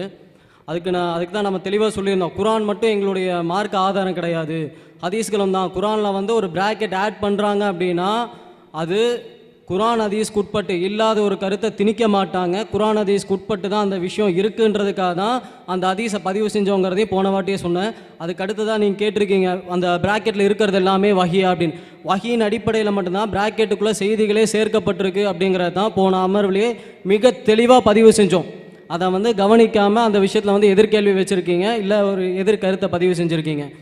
அடுத்தது நீம்துல்லான சொல்லியிருந்தாராமா, உங்களுடைய கர்த்தரும் எங்கள் அல்லாஹ்வும் ஒன்று அப்படின்னு. அதாவது அந்த அடிப்படையில் அவர் என்ன சொல்லியிருந்தார் அப்படின்னா, உங்கள் இறைவன் எங்கள் இறைவன் இல்லைங்க, நம்ம எல்லாரையுமே படைச்சது ஒரு இறைவன் தான். ஒரே இறைவனைத்தான் வந்து மட்டும் நம்ம எல்லாருமே வந்து தர்க்கிச்சுக்கிட்டு இருக்கோம் அப்படின்ற அடிப்படையில் தான் அவர் பதிவு செஞ்சுருந்தார். மற்றபடி பைபிளுடைய தேவனும் இங்கே குரானும் இஸ்லாமும் கற்றுத்தரக்கூடிய அல்லாவும் ஒன்று அப்படின்ற அடிப்படையில் இங்கே யாரும் பேசலை. அதையும் வந்து நான் தெளிவாக பதிவு செஞ்சுறேன். அடுத்து நாங்கள் வந்து முஷ்ரிக்குகள் கிடையாது, எங்களை வந்து குரான் முஷ்ரிக்குன்னு சொல்லுது. நாங்கள் வந்து இறை நிராகரிப்பாளர்கள் கிடையாது, எங்களை வந்து குரான் இறை நிராகரிப்பாளர்கள்னு சொல்லுது. நாங்கள் வந்து இறைவனை ஏற்றுக்கொள்ளக்கூடியவங்களாக இருக்கோம், கர்த்தருக்கு வந்து எதையுமே இணையாக்காதவங்களாக இருக்கும் அப்படின்னு சொல்லி ஒரு பதிவு செய்கிறாங்க. அதாவது இதே பண்புகள் வந்து மக்கத்து குறைஷிகள்கிட்டையும் இருந்துச்சு. அல்லாஹ் வந்து குரானில் அந்த விஷயத்தை பதிவு செய்கிறான். அவங்கள்ட்ட வந்து இந்த வானத்தையும் பூமியை படைச்சது யாருன்னு நீங்கள் கேட்டிங்கன்னா அல்லாஹ் தான் வந்துட்டு அப்படி அவங்க அல்லாஹ் தான் அப்படின்னு அந்த குறைஷிகள் வந்து உங்களுக்கு பதிலளிப்பாங்க. அதாவது ஒரே இறைவனை ஏற்றுக்கொள்வது மட்டும் இறைவனை ஏற்றுக்கொள்வது அப்படின்னு வந்து அல்லாஹ் இங்கே பதிவு செய்யலை. அல்லாஹ்வை ஏற்றுக்கொள்வதுனா அவனுக்குரிய தன்மைகளோட முழுசாக அவனுக்கு முற்றிலும் கட்டுப்பட்டவர்கள். அதாவது நீங்கள் ஆரம்பத்திலே சொன்னீங்க இஸ்லாம்னா வந்து அஸ்லாமா அப்படின்ற வார்த்தை, சலாமா, அதாவது இறைவனுக்கு முற்றிலுமாக அடிமணியக்கூடியவர்கள் அப்படின்ற கான்செப்ட் தான். ஒரே இறைவனை ஏற்றுக்கொள்ள மட்டும் பத்தாது, எல்லா அடிப்படையிலும் அந்த இறைவனுக்கு கட்டுப்பட்டும் இருக்கக்கூடியவர்கள் தான் முஸ்லீம்களாக இருக்க வேண்டும் அப்படிங்கிறது தான் அந்த செய்தியுடைய சுருக்கம்.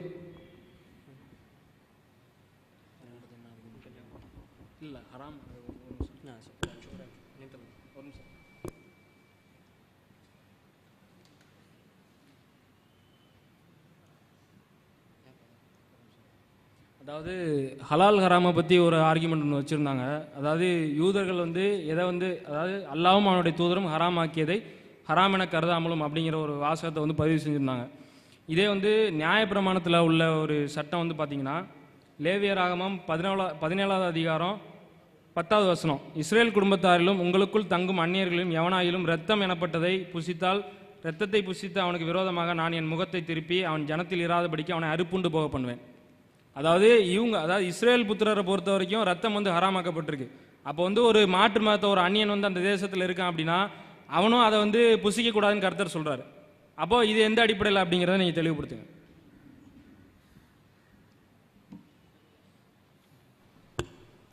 பிஸ்மில்லா. எதிர்த்தரப்பு சகோதரர் வந்து மறுப்பு கொடுக்குறேன் அப்படின்னு சொல்லியிருந்தாரு. இப்போ தொழுகை அப்படின்னு சொன்னால் மசூதிக்கு தான் போகணும், மசூதிலேயே குண்டு வைக்கிறாங்களே அப்படின்னு சொல்லிட்டு சொன்னாங்க. மசூதியில் குண்டு வெடிக்கிறது வந்து இப்போ சமீப காலமாக தான் நடந்துக்கிட்டு இருக்கே தவிர காலமாக இஸ்லாமியர்களை அழிக்கணும் அப்படின்னு சொல்லிட்டு ஒரு இதுவே வந்த அந்த நோக்கங்களே வந்து பார்த்திங்கன்னா பைபிளை பின்பற்றும் கிறிஸ்துவர்களால் தானே தவிர வேறு எதுவுமே கிடையாது. அதாவது உதாரணத்துக்கு இப்போ நம்ம சொல்லணும் அப்படின்னா, இப்போ ரீசெண்டாக வந்து ஒரு நாட்டில் வந்து ஒரு மசூதியில் வந்து குண்டு வச்சாங்க. குண்டு வச்சு பல இஸ்லாமியர்கள் வந்து இருந்ததாக, ஒரு 6-7 இஸ்லாமியர்கள் வந்து இருந்ததாக வந்து ஒரு செய்தி வந்துச்சு. எங்கன்னா மசூதியில். அது குண்டு வச்சது யாருன்னு பார்த்தீங்கன்னா ஒரு கிறிஸ்துவர். இப்போ இதை வந்து நம்ம ஒரு ஆதாரமாக வச்சா வந்து அவங்க ஏற்றுப்பாங்களா இல்லையான்றது வந்து தெரியல. அதாவது அவங்க வந்து வாதம் வைக்கிறேன் அப்படின்றது காட்டி வந்து ஒரு மொக்கத்தனமாக வந்து நான் தொழுகிறதுக்கு மசூதிக்கு போகணும், மசூதியிலே குண்டு வைக்கிறாங்க, அப்போ நான் எங்கே போகிறது, இதெல்லாம் வந்து ஒரு கேள்வியாக வைக்கணும், நேரத்தை கடத்தணும்னு சொல்லிட்டு தான் சொல்கிறாங்களே தவிர கடைசி வரைக்கும் அவங்களுக்கு வந்து ஒரு தெளிவு தீர்க்கம் அப்படின்றது எதுவுமே கிடையாது. ஒராட்டி விட்டுட்டு ஓடணும், அவ்வளோதான். சரி, அதுக்கப்புறம் வந்து பார்த்தீங்கன்னா அந்த கணவன் மனைவிக்கு தீர்வு அப்படின்னு சொல்லும்போது அவன் மனம் திரும்ப வேண்டும் அப்படின்னு சொல்லிட்டு வந்து ஜபம் செய்கிறது விசுவாசமா இல்லை கட் பண்ணிட்டு ஓடிடலாமா அப்படின்னு சொல்லிட்டு செய்யலாம், அவங்களும் காமிக்க தான் செய்கிறாங்க. இப்போ நம்ம என்ன கேட்க வரோம் அப்படின்னா, இப்போ அந்த கணவன் மனைவி சரி அடிக்கலன்னு வச்சுக்கோங்களேன், பிடிக்கவே இல்லை, 2 பேருக்கும் மன பிரச்சனையாகவே இருக்குது. அப்போ காலம் ஃபுல்லாக மனசு நிம்மதி இல்லாமல் ஒரு ரட்சிப்பையும் பெற்றுவிட்டு மன நிம்மதி இல்லாமல் எப்போ பார்த்தாலும் அழுதுகிட்டு ஒரு பிரச்சனையோடவே வாழ்ந்துக்கிட்டு ஒருத்தர் இருக்கிறாங்க அப்படின்றத அவங்களுடைய வாதமே நிரூபித்து விட்டது. தீர்வே கிடையாது கிறிஸ்துவத்தில். அதை தான் வந்து அவங்க வந்து திருப்பி ஜபிச்சா போதும், தீர்வு என்ன? ஜபிச்சுட்டா கர்த்தர் மனமாற்றத்தை தந்தா சரி, தரலனா அப்போ இந்த இடத்துல வந்து தேவ சித்தம் என்பது தேவைப்படுகிறது, விதி என்பது தேவைப்படுகிறது. இந்த இடத்துல மனமாற்றத்திற்கு வந்து இறைவன் நாடினால் தான் மனமாற்றம், அதே போன்றுதான் இறைவன் நாடினால் தான் மன்னிப்பு, இது போன்ற விஷயங்கள் எல்லாமே விதி சம்பந்தமாக வரும். அதே மாதிரி இன்னொரு விஷயம் என்னன்னு பார்த்தீங்கன்னா பிராக்கெட். அதாவது குரான்னா என்னன்னே தெரியல, ஹதீஸுடைய கலை என்னன்னு தெரியல, ஹதீஸை பற்றி எதுவுமே தெரியல அப்படின்ற வந்து இருக்கிற மக்களுக்கும் இந்த தமிழ் மொழியில் வந்து கொண்டு போய் கொடுக்கும்போது அவங்களுக்கு வந்து புரிய வேண்டும் என்பதற்காக ஹதீஸின் மூலமாக தான் அந்த வசனம் இறக்கப்பட்ட பின்னணியோடு அந்த வார்த்தைகள் சேர்க்கப்பட்டு பிராக்கெட் போடப்பட்டிருக்கே தவிர இது வந்து நாங்களாக எழுதப்பட்டதோ அப்படியெல்லாம் வந்து எதுவுமே கிடையாது. ஒன்று. அதே மாதிரி வந்து ஜிஸ்யா வந்து சொல்கிறாங்க, இது வந்து இஸ்லாமிய ஆட்சியின் கீழ், நம்ம இம்ரான் சகோதரர் சொன்ன மாதிரி இது வந்து இஸ்லாமிய ஆட்சியின் கீழ் தான் வந்து இது நடத்தப்படுதே தவிர இது வந்து கட்டாயம் ஏன் கட்டாயப்படுத்துகிறாங்க அப்படின்னா, ஒரு நாட்டில் வந்து உதாரணத்துக்கு ஒரு 70% மக்கள் இருக்கிறாங்க முஸ்லீம்கள், ஒரு 30% வந்து ஒரு இறை மறுப்பாளர், அதாவது இஸ்லாம் இல்லாதவர்கள் இருக்கிறாங்க.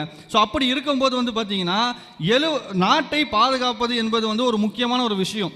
ஒரு எந்த ஒரு விஷயமா இருந்தாலும், ஒரு வேறு நாட்டுக்காரங்க படையெடுத்து வந்தாலும் சரி, இல்லை குடிமக்களுக்கு வந்து ஒரு நன்மையை வழங்க வேண்டும் என்றால் அரசாங்கத்திற்கு பணம் வேண்டும்.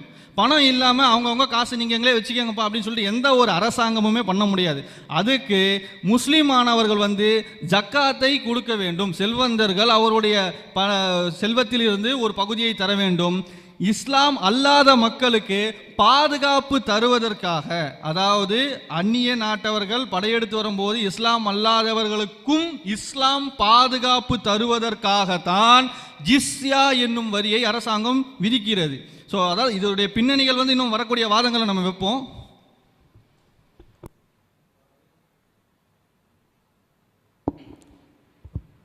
அதாவது இந்த தள்ளி விடுதலை பற்றி நம்ம ஒரு ஆர்குமெண்ட் வந்து வச்சுருந்தோம். அது எந்த பேஸில் நம்ம சொன்னோம் அப்படின்னா, அது தள்ளி விடுதலை பற்றி ஒரு ஆர்குமெண்ட் ஒன்று வச்சுருந்தோம். அதாவது வேசித்தனம் பண்ணினாலே ஒழிய அவளை வந்து தள்ளிவிடக்கூடாதுன்னு சொல்லி புதிய ஏற்பாட்டுடைய போதனை வந்து சொல்லுது. அதாவது அப்போ வந்து ஒரு பெண்ணோ ஒரு ஆணோ யாராக இருக்கட்டும், அவங்க வந்து வேசித்தனம் தவிர வேற எந்த பாவத்தை செஞ்சாலும் அவங்கள வந்து தள்ளிவிடக்கூடாது அப்படின்னா இது எப்படி ஒரு சிறந்த போதனையாக இருக்க முடியும்? அதாவது அப்போ வந்து அவன் வந்து என்ன தப்பை செஞ்சாலும் அவங்க கூட அட்ஜஸ்ட் பண்ணி தான் வாழணும் அப்படின்னு சொல்லி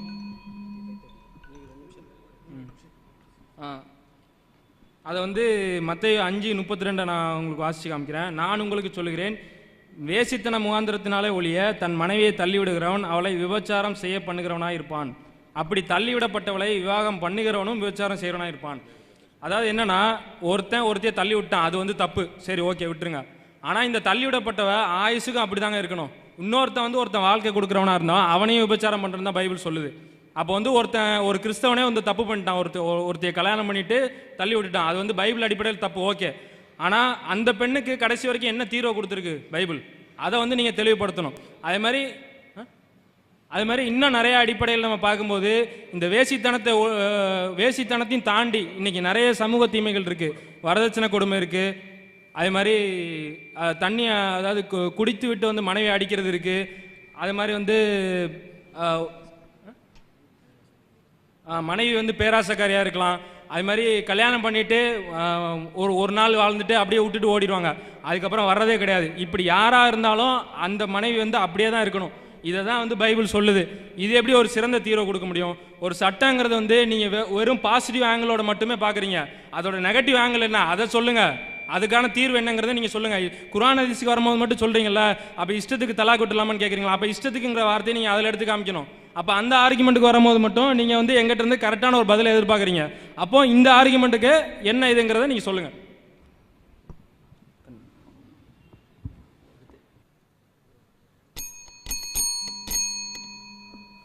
அதாவது இன்னும் மனைவியை குறித்ததான காரியத்தில் அவருக்கு இன்னும் விளங்கலை. நம்ம இவ்வளோ தூரம் விளக்கி சொல்லி சகோதரர்கள் சொல்லி அவருக்கு புரியல. மனைவி கணவனிடத்தில் எப்படி சொன்னால் எபேசியரை குறித்தான பல காரியங்கள் அங்கே சொல்லியிருக்கு.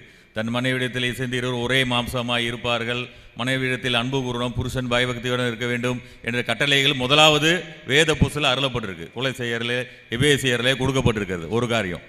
அடுத்தது அதில் வந்து விவாகரத்துக்கு குடிச்சு விட்டு வந்து அடித்தா என்ன செய்கிறது, இப்படிலாம் பிரச்சனை பண்ணி வந்து விட்டு அவன் கணவன் வந்து தகராறு செய்தால் அப்பொழுது மனைவியின் நிலைமை என்னன்னு தெளிவாக கேட்குறாரு. அதற்காக தான் பொறுமையும் அந்த ஜெபத்தை குறித்து சொல்லுகிறோம். உங்களுக்கு இதனால் தேவனுடைய ஜெபத்தின் மேலே விசுவாசம் இல்லாமல் இருக்கலாம், ஆனால் 100% ஆண்டவர் அதை மாற்ற வல்லமையாக இருக்கிறார். இதை முதலாவது தெரிந்து கொள்ளுங்கள். 100% மாற்ற வல்லமையாக இருக்க. ஏனால் உண்டாக்கின தேவன், ஆவி ஆத்மா சரீரத்தை படைத்த தேவன், இருதயத்தை மாற்றக்கூடிய வல்லமை அதில் அவருக்கு உண்டு. உங்களுக்கு வேணா அல்லாவால் இயலாத காரணத்தினால ஸ்கிப் பண்ணிட்டே போகலாம், 1 2 3 4ன்னு. ஏன்னா இப்போ உங்கள்கிட்ட ஒரு கேள்வி கேட்குறேன். முதல்ல ஒருத்தையே கல்யாணம் பண்ணியாச்சு, அவளும் சரியில்லை, கழட்டி விட்டாச்சு. சரி, ஒரு பொண்ணு இருக்கிறா, அவளுக்கு புருஷன் சரியில்லைன்னு வைங்க. அப்போ புருஷனை அவள் கழட்டி விட்றா. புருஷனை கழட்டி விட்டா அவளுக்கு நரகத்தில் அடி நரகத்தில் என்ன வேலை விவாகரத்து பண்ணாங்கிறத ஹதீஸ் இருக்கு, அதை நான் அடுத்து வாசித்து காமிக்கிறேன். ஆச்சா. ஆனால் இப்போ மனைவிக்கு கணவன் செய்கிற துரோகம் வேற, கணவன் மனைவிக்கு செய்கிற துரோகம் 2 இருக்குதுங்க. நீங்கள் மனைவி தான் கழட்டி விட்டுட்டே போகிறத பேசி இருக்கிறீங்க. கணவன் தவறு செய்யும்போது மனைவியோட என்ன நிலைமைங்கிறத நீங்கள் சொல்லணும். அடுத்து அந்த அதிசயம் நீங்கள் வாசித்து காமிங்க. அதுக்கு நீங்கள் ஹதீஸில் மனைவி விவாகரத்துக்கு செய்தால் மனைவிக்கு என்ன தண்டனைன்னு உங்க நபி சொல்லியிருக்காங்கிறதையும் நீங்க வாசி காமிக்கணும். சரியா? இப்போ முதலாவது மனைவி, அவளும் சரியில்லை, வெளியே போயிட்டா, அனுப்பிச்சிட்டான் ஒருத்தர். ஆச்சு, ரெண்டாவது வர்றா, அவளும் போயிட்டா, மூணாவது வர்றா போயிட்டா, நாலாவது வர்றது போயிட்டா, உங்கள் நிலைமை என்ன? 4 பொண்டாட்டி கட்டலான்னு தானே இந்த விளையாட்டு விளையாடுறீங்க. என்ன செஞ்சிருவா? அதை நியாயப்படுத்துறதுக்கு 4 பொண்டாட்டியை கட்டுறதுக்கு தானே இவ்வளோ நியாயம் குதிக்கிறீங்க. 1 சரியில்லை, 2 சரியில்லை, 3 சரியில்லை, அப்போ 4 சரியில்லை, 5வது உங்கவலி. 6வது கட்டலாமா? இல்லை நபி மாதிரி 13 எண்ணில் இடங்காம அடிமை பெண் இப்படி வச்சுக்கிட்டே போகலாமா? அப்போ என்ன தீர்வு? ஒரு இறைவனால் ஆகும் அப்படின்னு சொல்றதா இறைவன். நீ மதுரை மாதிரி பொண்டாட்டியை கட்டிட்டே போறானா அது இறைவனா? ஒரு வானத்தையும் பூமியும் உண்டாக்கின கடவுளுக்கு மனுஷனோட இருதயத்தை தன்னை நோக்கி வேண்டுதல் செய்யும் பொழுது மாற்றம் செய்ய வல்லவனே அவன் இறைவன். ஆச்சா, அந்த காரியம் தொடர்ந்து சகோதரர் குறித்த வசனங்களை பேசுவார். அடுத்ததாக நம்ம குரான்ல இருந்து சில வசனங்களை எடுத்து காமிச்சு, இது மார்க்கத்தை பரப்புவதற்காக யுத்தம் செய்ய சொல்லியிருக்கு அப்படின்னு அடுக்கடுக்கான குரான் வசனங்களை ஹதீஸ்களிடம் எடுத்து போட்டு கொண்டிருந்தோம். உதாரணமாக சூரா 9:29 காமிச்சு, உண்மை மார்க்கத்தை ஒப்புக்கொள்ளாமலும் இருக்கிறார்களோ அவர்களோடு யுத்தம் பண்ணுங்கள் என்று அல்லாஹ் சுட்டி காண்பித்திருக்கிறான்னு நாங்கள் ஆதாரங்களை வச்சுக்கிட்டு இருந்தோம். எதிர்த்தரப்பில் பைபிளில் ஏதாவது ஒன்று சொல்லணுமே என்று அவர்கள் யோசித்து 2 வசனங்களும் கொண்டு வந்தாங்க. நான் அதுக்கு பழைய இதில் பதில் சொல்லலை. அது யாத்திரையாகமம் 23வது அத்தியாயம் 33ஆம் வசனத்தையும் யாத்திரையாகமம் 34:15 ரெண்டையுமே ஒரு ஆதாரமாக எடுத்து வந்து வச்சாங்க. அந்த வசனத்தை வாசி பார்க்கும் போதே அவங்களுக்கு உள்ளம் குத்தி இருக்கும். ஆனால் ஏதோ சபையிலேருந்து வச்சுட்டாங்க. என்ன அந்த வசனம் இருக்கு? யாத்திரையாகமம் 23வது அதிகாரம் 33ஆம் வசனத்தில் வாசிக்கும் போது, அவர்கள் உன்னை எனக்கு விரோதமாக பாவம் செய்ய பண்ணும்படிக்கு உன் தேசத்தில் குடியிருக்க வேண்டாம், நீ அவர்கள் தேவர்களை சேவித்தால் அது உனக்கு கண்ணியா இருக்கும் என்று வசனம் சொல்லுது. யாருக்கு கண்ணியா இருக்கும்? யார் இஸ்ரவேல் தேசத்தில் இருக்கிறவன் அந்நிய தேவர்களை சேவிச்சா, அந்நிய தேவர்களை அந்நியனுக்கு அது கண்ணி அல்ல, இவனுக்கு தான் கண்ணி. இஸ்லாம் என்ன சொல்லுது? அல்லாவை ஏற்றுக்கொள்ளாவிட்டால் யாருக்கு கண்ணி? எதிராளிக்கு கண்ணி. அதுதான் வித்தியாசம். இந்த அடிப்படை ஒரு நாலேஜ் இருந்துச்சுன்னா நீங்க இப்படி இந்த வாதத்தை கொண்டு வைப்பீங்களா? பைபிள் என்ன சொல்லுது? அந்நிய தேவர்களை வழிபட்டால் அந்நியனுக்கு கண்ணி அல்ல, இஸ்ரவேல் ஜனத்துக்கு கண்ணி, நான் உன்னை தண்டிப்பேன் என்று அந்த வசனம் சொல்லுது. ஆனா இஸ்லாத்துல என்ன நிலைன்னா, நீ அல்லாஹ்வை தவிர எவன் மற்ற கடவுளை வணங்குறானோ அவனை போய் கொல்லுன்னு சொல்லுது. இதுக்கு என்னையா பதில்? திராணி இருந்தால் பதில் சொல்லணும். அடுத்து என்னன்னு சொன்னீங்க கேட்டீங்கன்னா, இன்னொரு வசனம் சொன்னாங்க. யாத்திரையாகமம் 34 கொண்டு வந்து காமிச்சாங்க. அதுலயும் வசந்த பிரதர் வாசி காமிச்சார். 34:15 வாசி காமிச்சாரு.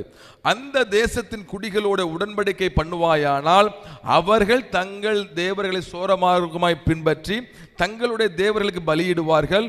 ஒருவன் உன்னை அழைக்கையில் நீ போய் அவன் பலியிட்டதில் புசிப்பாய் என்று அங்கு சொல்லப்படுகிறது. இதுவும் அதே செய்தி தான். இஸ்ரவேல் ஜனங்கள் மற்ற ஜனங்களோடு கலக்கக்கூடாது, அந்நிய தேவர்களை நீ புசிக்கும்படி, அவங்க பலியிட்டதை புசிக்கும்படி நீ போயிருவ, அது உனக்கு கண்ணியா இருக்கும். யாருக்கு கண்ணி? எதிராளிக்கு அல்ல, இஸ்ரவேல் ஜனத்துக்கு.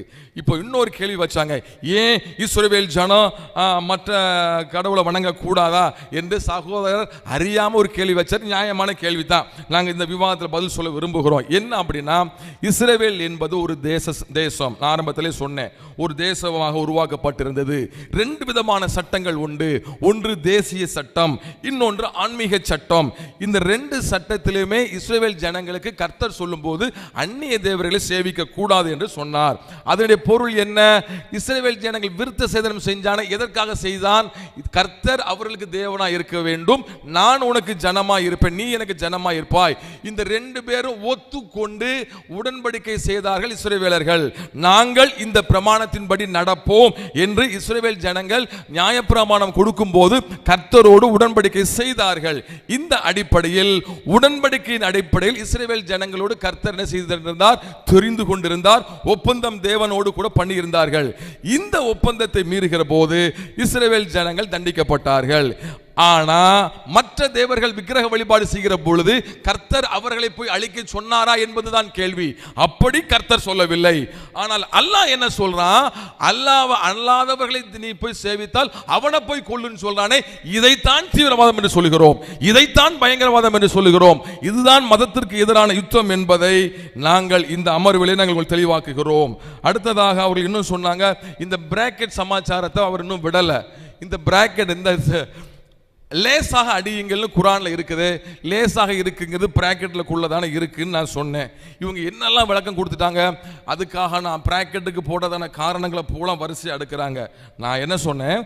குரானில் லேசாக அடியுங்கள் என்று இல்லை, இவ்வளவுதான் சொன்னேன். ஹதீஸ்ல இல்லைன்னு நான் சொல்லலை, இதுக்கான தெளிவான விளக்கம் நான் சொல்லலை. குரான்ல லேசாக அடியுங்கள் என்று இல்லை, லேசாங்கிற வார்த்தை இல்லை, நீங்க பிராக்கெட்ல போட்டு சேர்த்திருக்கிறீங்க, அது வஹி அல்ல, நீங்க யூகிச்சு அதை போட்டிருக்கிறீங்க, அவ்வளவுதான். இப்போ நாங்க அதை லேசாக நீங்க சொல்லும்போது குரானில் அப்படி இல்லை என்பதுதான் எங்க வாதம். சரி, அதை நீங்க புரிந்து கொள்ளுங்கள். அடுத்ததாக ஆமாம், அந்த அந்த அந்த அடியுங்கள்னு சொன்ன செய்தியெல்லாம் நாங்கள் நோண்டுறோம்னா ரொம்ப போவோம். சந்தேகப்பட்டாலே அடிச்சிருன்னு சொன்னாங்க, அதுக்கு பயந்து போய் லேசாக அடியுங்க, எல்லாம் தடவி கொடுங்க. ஏங்க அடியுங்கள்னு சொன்னதுக்கப்புறம் எப்படி லேசாக பழமாக தான் அடி விழுந்துடும்? அடிக்கும் போது அதுக்கு என்ன செய்யுது? அடியுங்கள்னு சொன்னாலே முடிஞ்சு போச்சு. மனைவியை அடிக்கலாமா? குழந்தையை அடித்து வளர்க்கலாம். பைபிள் சொல்லுது, குழந்தைகளை நீங்கள் அடியுங்கள். பிரம்பை கையாடாதவன் தன் மகனை பகைக்கிறான். பிள்ளைகளை அடித்து வளர்க்கணும். மனைவி என்பவள் உனக்கு சரிசமமானவள், அவளிடத்தில் அன்பு கூறு. பலகீனமான பாண்டமாக இருக்கிறாள், அவளிடத்தில் அன்பு கூறு. பைபிள் சொல்லுகிற எத்தனை அருமையான உபதேசம். இதுக்கு முன்னாடி சூரியனுக்கு முன்னாடி ஒரு மெழுகுதிரியை ஏந்தி வச்ச மாணிக்கு இந்த வசனங்கள்லாம் காமிச்சிட்டு இருக்கீங்களே, ஏதாவது உங்களுக்கு புரியுதா? சந்தேகம் வந்ததுக்கு அப்புறம் சகோதரர்களே யோசிச்சு பாருங்க, கன்னத்தில் லேசா தட்ட மாட்டான். சந்தேகம் வந்ததுக்கு அப்புறம் அதெல்லாம் நடக்காது. அடியுங்கள்னு சொல்லியிருக்க, லேசோ அடியுங்கள் போட்டு அடிக்கிறதானங்க கணக்கு. அடுத்ததாக இந்த அரசாங்கம் தான் யுத்தம் செய்யணும், அந்த சக்காத்து விஷயத்தையும் சொன்னார். சகோதரர் என்ன சொன்னாங்க அப்படின்னா, இந்த சக்காத்து வரி அரசாங்கம் நடத்த வேண்டும் என்பதற்காக சக்காத்து வரி கொடுக்கிறது நியாயம்தானே? இதெல்லாம் ஏற்கனவே பிஜே பல இடங்களில் புலிவீடு தெரியுதாரு. சக்காத்து அரசாங்கம் நடத்த வேணும், ஜிஸ்யா வரி அது பாதுகாப்புக்காக கொடுக்கப்பட்ட வரி என்று இந்த மேடையில் சகோதரர் சொன்னார். மார்க் அறிஞர்கள் சொல்றாரு. சரி, அவர் ஏதாவது ஒன்று சொல்லணும்ல, சொல்லிவிட்டாரு. இப்போ இந்த வசனத்துக்கு நீங்கள் பதில் சொல்லுங்க. நீங்கள் ஜிஸ்யா பாதுகாப்பான வரின்னு சொன்னீங்களே, பாதுகாப்பான வரியோட லட்சணத்தை பாருங்க. சூரா 9:29, வேதம் அருளப்பட்டவர்களில் எவர்கள் அல்லாஹ்வின் மீதும் இறுதி நாளின் மீதும் ஈமான் கொள்ளாமலும் அல்லாவும் அவனை தூதரும் ஹராமாக்கியவரை ஹராம் என கருதாமலும் உண்மை மார்க்கத்தை ஒப்புக்கொள்ளாமலும் இருக்கிறார்களோ அவர்கள் தம் கையால் கீழ்ப்படிதலுடன் ஜிஸ்யா என்னும் கப்பம் கட்டும் வரையில் அவர்களுடன் போர் புரியுங்கள். நல்லா கவனிங்க, அவன் அல்லாவை ஏற்றுக்கொள்ளல, ரசூலை ஏற்றுக்கொள்ளல, அவனுக்கும் ஒரே வரிதான், சக்காத்துக்கும் ஒரே வரிதான் சொல்றது காதல பூ சுத்துறது போல இருக்குது. என்ன கதை விடுறீங்க? மதத்தை மாத்துறதுக்காக அவனுக்கு நெருக்கடி குடுறான்னு சொல்லி அல்லாஹ் சொல்லிக்கிட்டு இருக்கான். அது பாதுகாப்பான வரியா? யார்கிட்ட பேசிக்கிட்டு இருக்கிறீங்க? அப்படியா போட்டிருக்கு? அவனுக்கு நெருக்கடி கொடு, அழுத்தம் கொடு. இது எப்படி ஒரு முஸ்லீமுக்கும் நான் முஸ்லீமுக்கும் ஈக்குவலா இருக்க முடியும்? சிந்திக்க முடியுமா? எந்த அடிப்படையில் வாதத்தை வைக்கிறீங்க? சக்காத்தும் ஜிஸ்யாவும் ஒன்றா? அது பாதுகாப்பா? வாய்க்கூசாம போய் சொல்றீங்களே. இஸ்லாமியர்களா இருக்கிறீங்க. எங்களுக்கு உண்மையிலே என்ன வருத்தம்னா, இஸ்லாமியர்கள் எங்களுக்கு எதிராளிகள் அல்ல. சகோதரர் சொன்ன போல நாங்கள் நேசிக்கிறோம். இந்த குர்ஆனும் ஹதீஸும் வழிகேட்டில் உங்களை வைத்திருக்கிறது. நீங்கள் புரிந்து கொண்டு மனம் திரும்ப வேண்டும் என்பதுதான் இந்த விவாதத்தின் நோக்கம். நீங்க ஜிஸ்யாவை பொறுத்தவரை நீங்கள் அதை சரியானது என்று நீங்கள் சொல்லுவது உங்கள் கையை வச்சு உங்கள் கண்ணை கூத்துவதற்கு சமம். அடுத்து நீங்கள் வாளின் நிழலில் சொர்க்கம் சொன்னதுக்கு சகோதரர் ஒரு அற்புதமான ஒரு விளக்கம் கொடுத்தாரு. அதுக்கு அது டிஃபென்ஸுங்கிற போல அவர் கொண்டு வந்தார். அதில் நாங்கள் 7457 புகாரியில் என்ன இருக்குன்னு வாசிக்கிறேன். டிஃபென்ஸா அஃபென்ஸான்னு முடிவு பண்ணிவிடுவோம். இறை தூதர் அவர்கள் கூறினார்கள், இறை வழியில் போராடுவதற்காகவும் அவனுடைய வாக்குகளை உண்மை என நிரூபிப்பதற்காக மட்டுமே வெளியே புறப்பட்டு எவன் போராடி சாகிறானோ அவனை மட்டுமே அல்லாஹ் சொர்க்கத்துக்கு அனுப்புவதற்காக பொறுப்பேற்றிருக்கிறான் என்று இந்த ஹதீஸ்ல நாம் வாசிக்கிறோம். நல்லா கவனிங்க, இறைவழியில் போராடி அல்லாஹ்வின் வாக்கு மட்டுமே நிரூபிக்கிறதுக்காக மதத்திற்காக சண்டை பண்ணும்படி அவன் புறப்பட்டு போய் அங்க சாகிறானே அவனுக்கு தான் சகீத், அவன்தான் எங்க சொர்க்கத்துக்கு கூட்டிட்டு போவேன் என்று அங்கே அல்லாஹ் சொல்லுகிறான். இதுதான் நாங்கள் சொல்கிறோம் வாளின் நிழலிலே சொர்க்கம் என்று சொன்னதுக்கான அர்த்தம் இதுதான் என்பதை நீங்கள் புரிந்து கொள்ள வேண்டும். அடுத்ததாக நீங்கள் வாசிக்கும் போது இந்த வாளின் நிழலிலே சொர்க்கம் என்கிற வார்த்தைகள் நீங்கள் பார்க்கும்போது அங்கே சில விஷயங்களை நாங்கள் வெளிப்படையாக சொல்ல போகிறோம். அங்கே இஸ்லாத்தை பரப்புவதற்காக முகமது என்னெல்லாம் வேலை செஞ்சாரோ அதே போல உமரும் அப்படித்தான் செஞ்சிருக்காரு. புகாரி 3159 ஹதீஸில் நீங்கள் வாசிக்கும் போது அங்கே இணை வைப்பாளருடன் போர் புரிய மக்களை பெரும் பெரும் நகரங்களுக்கு அனுப்பி வைத்தார்கள். இது தற்காப்பு யுத்தம் இல்ல சகோதரர்களே, விளங்கிக் கொள்ளுங்கள். புகாரியில் நாங்கள் வாசிக்கிறோம், உமர் ஜனங்களை அனுப்பி வச்சான். யாரை சண்டை போடுறதுக்காக? இணை வைப்பாளருடன் சண்டை செய்வதற்காக. அந்த ஹதீஸில் தொடர்ந்து வாசிக்கிறோம், எங்களிலிருந்தே ஒரு நபியை எங்களிடம் அனுப்பினான், அவரின் தாய் தந்தையை நாங்கள் அறிவோம், எங்கள் நபியும் எங்கள் இறைவனின் தூதருமான அவர் உங்களுடன் நாங்கள் போரிட வேண்டும் என எங்கள் கட்டளையிட்டார். ஒன்று நீங்கள் அல்லாஹ் ஒருவனை மட்டுமே வழிபட வேண்டும், அல்லது நீங்கள் ஜிஸ்யா வரி செலுத்த வேண்டும். பதில் சொல்லுங்க, அமர்வுல பதில் சொல்லணும். இங்க என்ன சொல்றாங்கன்னா, எப்படி உமர் இந்த ஆட்சியாளர் அவர் என்ன சொல்றாருன்னா, ஒன்னு நீ அல்லாஹ் ஏத்துக்கோ, இல்லைன்னா ஜிஸ்யா என்று கப்பம் வரி செலுத்து. இது எப்படி நீங்க ரெண்டும் ஒரே வரின்னு வாய்க்குசாம சொல்லிட்டீங்க? சக்காத்தும் ஜிஸ்யா ஒன்னா? எங்க முஸ்லிம் அல்லாஹ்வை கட்டுப்பட்டு அல்லாஹ்வோட சட்டத்திட்டங்களை ஏற்றுக்கொண்டு ரசூலை ஏற்றுக்கொண்ட ஒருவனுக்கு விதிக்கிற வரியும் ஏற்றுக்கொள்ளாதவனுக்கு கொடுக்கிற வரியும் ஒண்ணுன்னு எப்படி நீங்க சொல்றீங்க? தெளிவுபடுத்த வேண்டும் சகோதரர்களே. பாருங்க, அந்த ஹதீஸை வாசிக்கும் போது, இந்த போராட்டத்தில் எங்களில் எவரேனும் கொல்லப்பட்டால் அவர் ஒருபோதும் கண்டிராத இன்பமயமான சொர்க்கத்திற்கு செல்வார். வெற்றி வாகை எங்களில் ஒருவர் உயிர் இழந்தார், உங்கள் பிடரிகளை அவர் உடைமையாக்கிக் கொள்வார் என்று எங்கள் இறைவன் தெரிவித்த தூது செய்தியை எங்கள் நபி எங்களுக்கு தெரிவித்தார்கள். நபி மட்டும் கெடல, நபிக்கு அப்புறம் வந்த உமரும் கெட்டு போனார். எப்படி? அல்லாஹ்வின் உபதேசத்தை கேட்டு கேட்டு கேட்டு ரசூல் என்ன செய்தாரோ அதைத்தான் நாங்கள் செய்திருக்கிறோம். ஒன்று அல்லாஹ்வை ஏற்றுக்கொள்ள வேண்டும், இல்லை என்றால் ஜிஸ்யா கட்டி கப்பம் கட்டி வாழ வேண்டும். இப்படிப்பட்டதான கொடூரமான பயங்கரவாதத்தை பரப்புகிறதான இந்த இஸ்லாம் உலக பயங்கரவாதத்திற்கு ஆதாரமாக இருக்கிறது என்று சொல்லுவதில் என்ன தவறு இருக்கிறது? இந்த காரியங்கள் நம்பிக்கையாளர்கள், இன்றைக்கும் அல்லாஹ்வையும் ரசூலையும் செய்கிறவர்கள் இதைத்தான் செய்ய வேண்டும். இவன் தான் உண்மையான முஸ்லிம் என்று குர்ஆனிலே சொல்லப்பட்டிருக்கிறது. நாங்கள் சொல்லவில்லை, நாங்கள் எழுதி கொண்டு வந்த வசனங்கள் சொல்லவில்லை. யார் உண்மையான முஸ்லிம் என்று நீங்கள் குர்ஆனிலே நாங்கள் ஏற்கனவே உங்களுக்கு சுட்டி காண்பித்தோம். மறுபடியும் அதை நாங்கள் என்ன செய்கிறோம்? சுட்டி காண்பிக்க வருகிறோம். உண்மையான முஸ்லிம் என்று சொன்னால் அவன் யார் என்றால், அல்லாஹ்வின் பாதையிலே அவன் என்ன செய்ய வேண்டும்? புகலிடம் கொடுத்து உதவி செய்கின்றாரோ அவர்கள்தான் உண்மையான முஃமின்கள் ஆவார்கள். அவர்களுக்கு மன்னிப்பு உண்டு என்பதை நாம் புரிந்து கொள்ள வேண்டும். அந்த வீடியோ போடுங்க. இப்ப பாருங்க, ஒரு தீவிரவாதி பின் லேடன், உலகமாக அயோக்கியன். இந்த அயோக்கியனுக்கு சப்ப கட்டுறது இந்த இஸ்லாமியர்களை கவனிச்சு பாருங்க. அப்படி பிரார்த்தனை செய்வது உண்மையாகவே உசாமா பின் லேடன் ஒரு பயங்கரவாதியாகவோ குற்றவாளியாகவோ இருந்தால் கூட ஒரு முஸ்லிமுக்காக பிரார்த்தனை செய்வது எந்த விதத்திலும் எந்த சட்டத்திலும் தவறல்ல. அந்த மனிதர் அவர் குற்றவாளி அல்லங்கிறது எங்களுக்கு இல்லை. அந்த மனிதர் அவர் குற்றவாளி அல்லங்கிறது எங்களுக்கு இல்லை. அந்த மனிதர் அவர் குற்றவாளி அல்லங்கிறது எங்களுக்கு இல்லை. சகோதரர்கள், அவர் சொல்லும் போது நீங்க விளங்கிக் கொள்ளுங்க, அவர் பயங்கரவாதி தான், உலகத்தை ஊரடிச்சு உலையில போட்டவன் தான், இதெல்லாம் உண்மைதான் அப்படின்னு சொல்லிட்டு வந்துகிட்டே இருந்த நாக்கு எப்படி சொல்லுது பாத்தீங்களா? அவர் எங்க பார்வையில் குற்றவாளி இல்லை. இதைத்தான் நாங்கள் சொல்லுகிறோம். ஊரறிஞ்ச உலகறிஞ்சதான பயங்கரவாதி ஒசாமா பின் லேடன், உலக பயங்கரவாதத்துக்கு அனைத்திற்கும் காரணமாக இருக்கிற இவன் தீவிரவாதி தான், பயங்கரவாதி தான். ஆனா எங்க பார்வை என்ன? இஸ்லாத்தின் பார்வையில், ஹதீஸின் பார்வையில், குர்ஆனின் பார்வையில் அடிப்படையில் அவர் குற்றவாளி இல்லை. இதைத்தான் நாங்கள் சொல்லுகிறோம். ஒரு தீவிரவாதி இதெல்லாம் இன்னைக்கு கடவுளை கிருபையில வெளியே வந்துட்டு ஒரு காலத்தில் நடிச்சுக்கிட்டு இருந்தாங்க. இப்போ கடவுளை கிருபையில இவங்க தீவிரவாதிகள் தான். இந்த தீவிரவாதத்தை இஸ்லாம் ஆதரிக்குது என்பதற்கு இது ஒரு உதாரணம், ஆதாரம் அல்ல. மறுபடியும் சொல்லுகிறோம், இது உதாரணம். இப்படி குர்ஆன் ஹதீஸின் அடிப்படையில் ஹூ இஸ் அ ட்ரூ முஸ்லிம் 874 படி யாரு குற்றவாளி இல்லை, பின் லேடன் குற்றவாளி இல்லை, போக்கோ ஹராம் குற்றவாளி இல்லை, ISIS தீவிரவாதி இல்லைன்னு நாங்க மட்டும் சொன்னோம். நீங்க அந்த வேஷம் போட்டு வந்தோன்னு சொன்னீங்களே, உங்க இஸ்லாமிய தரப்பில் இருக்கிற நல்ல மார்க்க அறிஞர், அற்புதமான சகோதரர் இந்த உண்மையை உலகுக்கு சொல்லிக் கொண்டு வருகிறார். இன்னும் இது போல இஸ்லாமிய மார்க்க அறிஞர்கள் அனைவருமே சொல்லக்கூடிய நாட்கள் வருகிறது. ஆனா நீங்க அதை புரிந்து கொள்ள, நீங்க ஏதோ விளக்கம் சொல்றோம்னு சொல்லி அதை நியாயப்படுத்தி சக்காத்து ஜிஜிஸ்லாம் ஒண்ணுதான், இது மதத்தை பரப்புவதற்காக இல்லை என்று சொல்லுவது முழு பூசணிக்காவை சோற்றிலை மறைப்பதற்கு சமம். இந்த வேலையை தயவு செய்து நீங்கள் செய்யாதிருங்கள்.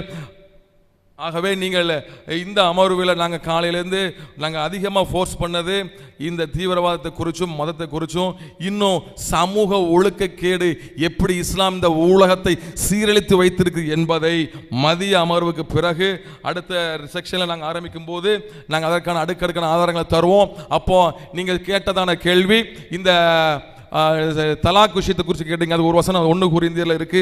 அந்த வசனத்தை வாசி காமிச்சிடுறேன். 1 கொரிந்தியர் 14:15 பார்க்கும்போது, எண்ணத்தினாலெனில் அவிசுவாசியான புருஷன் தன் மனைவியால், சரி அடுத்த முறை பேசுவோம்.